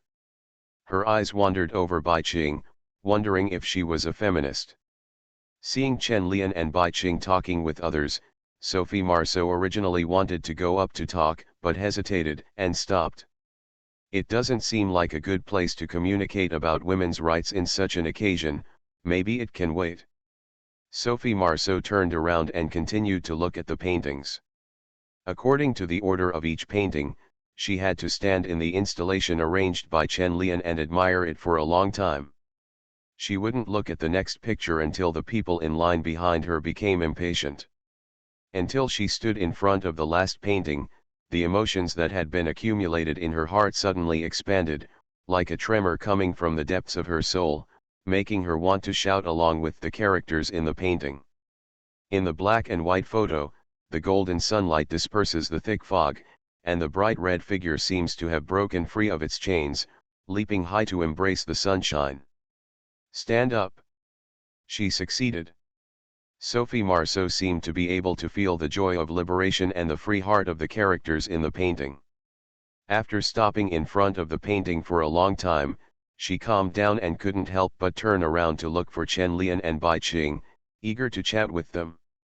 Chen Lian and Bai Qing, who had dealt with a lot of people in the exhibition hall, were slacking off at the moment. In an inconspicuous corner, Chen Lian rubbed his sore neck and said, "They are too enthusiastic. Are all French people like this?" Ji Fa couldn't help but smile and said, "Of course, everyone here is full of passion. I don't want to come tomorrow." Bai Qing was a little uncomfortable with this situation. Ji Fa looked at the tiredness in Bai Qing's eyes and said, "Of course. Artists should also remain mysterious at the right time. Overexposure is not good. We have a day off tomorrow. People and works should be separated. When the author is more attractive and gets more exposure than the work, his work will lose its potential value." Ji Fa explained and looked at Chen Lian and said, "Artists are different from celebrities. This you should understand one thing." Chen Lian nodded and said, "I understand, but I feel like you are trying to persuade me not to be an actor." "Yes, being an actor will not help your artistic career in any way." Ji Fa looked at Chen Lian and said seriously, "Being an actor will prevent you from ascending to the altar of the art world." After looking around for a while, Sophie Marceau, who had just walked over, overheard their conversation, and a flash of surprise flashed through her heart. She didn't expect that this artist from China was also an actor. Such status blessing instantly made her feel close. "We are all the same kind of people. The rose has really come." Bo Qing saw Sophie Marceau a few steps away, touched Chen Lian with his arm and said, "Your favorite star is here." Huh, Chen Lian was stunned for a moment, and then he followed Bai Qing's line of sight and saw Sophie Marceau walking towards him at a glance. Her eyes were very bright under her long golden hair, but her eyes were slightly blurred. Red. Sophie Marceau walked up to them, looked at Jiffa and said, "Long time no see, Jiffa." Jiffa turned her head and looked at Sophie Marceau and immediately said happily, "Why didn't you tell me when you came? Let me introduce to you, this is Chen Lian and Bai Qing." Ji Fa pulled Sophie Marceau to introduce, then pointed at Chen Lian and said, "He is still your fan, you are his favorite French woman, haha." Ji Fa's directness made Chen Lian feel like his toes were about to dig out his shoes. What does it mean to be his favorite French woman? Although it's true, you can't say it like that. Hearing Ji Fa's words, Sophie Marceau's face showed a hint of surprise, and her eyes looking at Chen Lian were a little unnatural. Chen Lian immediately stretched out his hand and said to Sophie Marceau, "Hello, don't get me wrong, I like your movies very much." Ji Fa likes to joke. Looking at Chen Lian's outstretched hand, Sophie Marceau shook it gently and said, "Thank you for your like. I also like your work very much." Ji Fa couldn't help but said with pity, "Lian, you should follow the French tradition and perform a cheek-to-cheek ceremony. You missed an opportunity to be intimate with the goddess." Chen Lian, can I say that I forgot? Do I still have a chance? Bai Qing saw the trace of annoyance flashing in Chen Lian's eyes and couldn't help but step on him quietly with his high-heeled feet. The pain on his feet instantly woke up Chen Lian, and he turned to look at Bai Qing. Bai Qing's thin eyebrows suddenly raised, as if to warn Chen Lian not to think too beautifully. Sophie Marceau, who had been observing Chen Lian and Bai Qing, noticed the little moves between them and felt that the two might not only be artistic partners. "Are you a couple or a couple?" Sophie Marceau couldn't help but ask curiously. "They are just artistic partners," Ji Fa was the first to explain. In fact, he was worried that Chen Lian and Bai Qing's answers would be different, which would be embarrassing. Although this answer made Bai Qing a little disappointed, he still nodded in approval. Sophie Marceau was slightly startled and did not expect that the two of them were just artistic partners, but for a man and a woman to be able to create such a good work of art together, They must have feelings. Maybe the world of artists is different from that of normal people? Sophie Marceau thought, and then asked, did you create those paintings together? That's right, all the works here are created by us together. We are close and have a soul match. Bo Ching spoke first. A strange thought flashed through Sophie Marceau's mind. Intimate soul connection. Then why are they not together?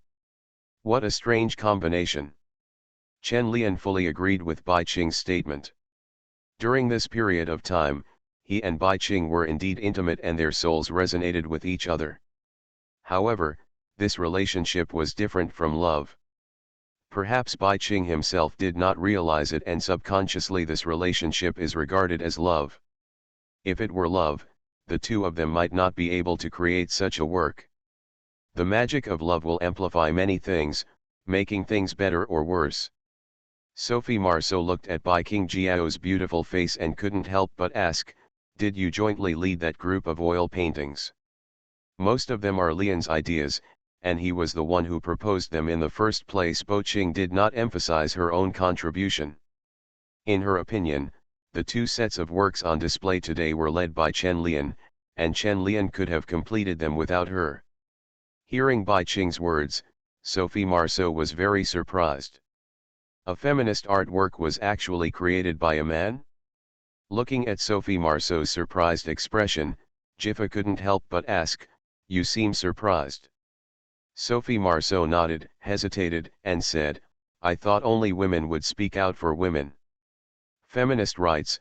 Chen Lian was stunned for a moment, and then he understood. Sophie Marceau's understanding of the work was female rights, and she thought from a woman's perspective. Sophie Marceau was stunned for a moment and asked in surprise, isn't it? In fact, Chen Lian's works do not specifically refer to women's rights. Even the characters in the paintings do not show gender distinction. It is just a vague concept. If a man looks at it, he will see a man, and if a woman looks at it, she will see a woman. It all depends on how the individual understands it. Of course, everyone sees it differently. What you see is women's rights, and that is women's rights, Chen Lian said affirmatively. Sophie Marceau, so what is it? Chen Lian looked into her beautiful eyes and said, this is like a collection of a vague concept. There are many interpretations in this collection. Everyone sees it differently, so there is no need to worry about what it is. Just like Lu Xun didn't know what he was writing, he all relied on the Chinese teacher's interpretation. The same is true for Chen Lian's paintings. You can interpret them however you want. Chen Shuren said that I don't know what I am painting. You can take your time and guess. There is another chapter that will be late, so you can read it when you wake up tomorrow morning.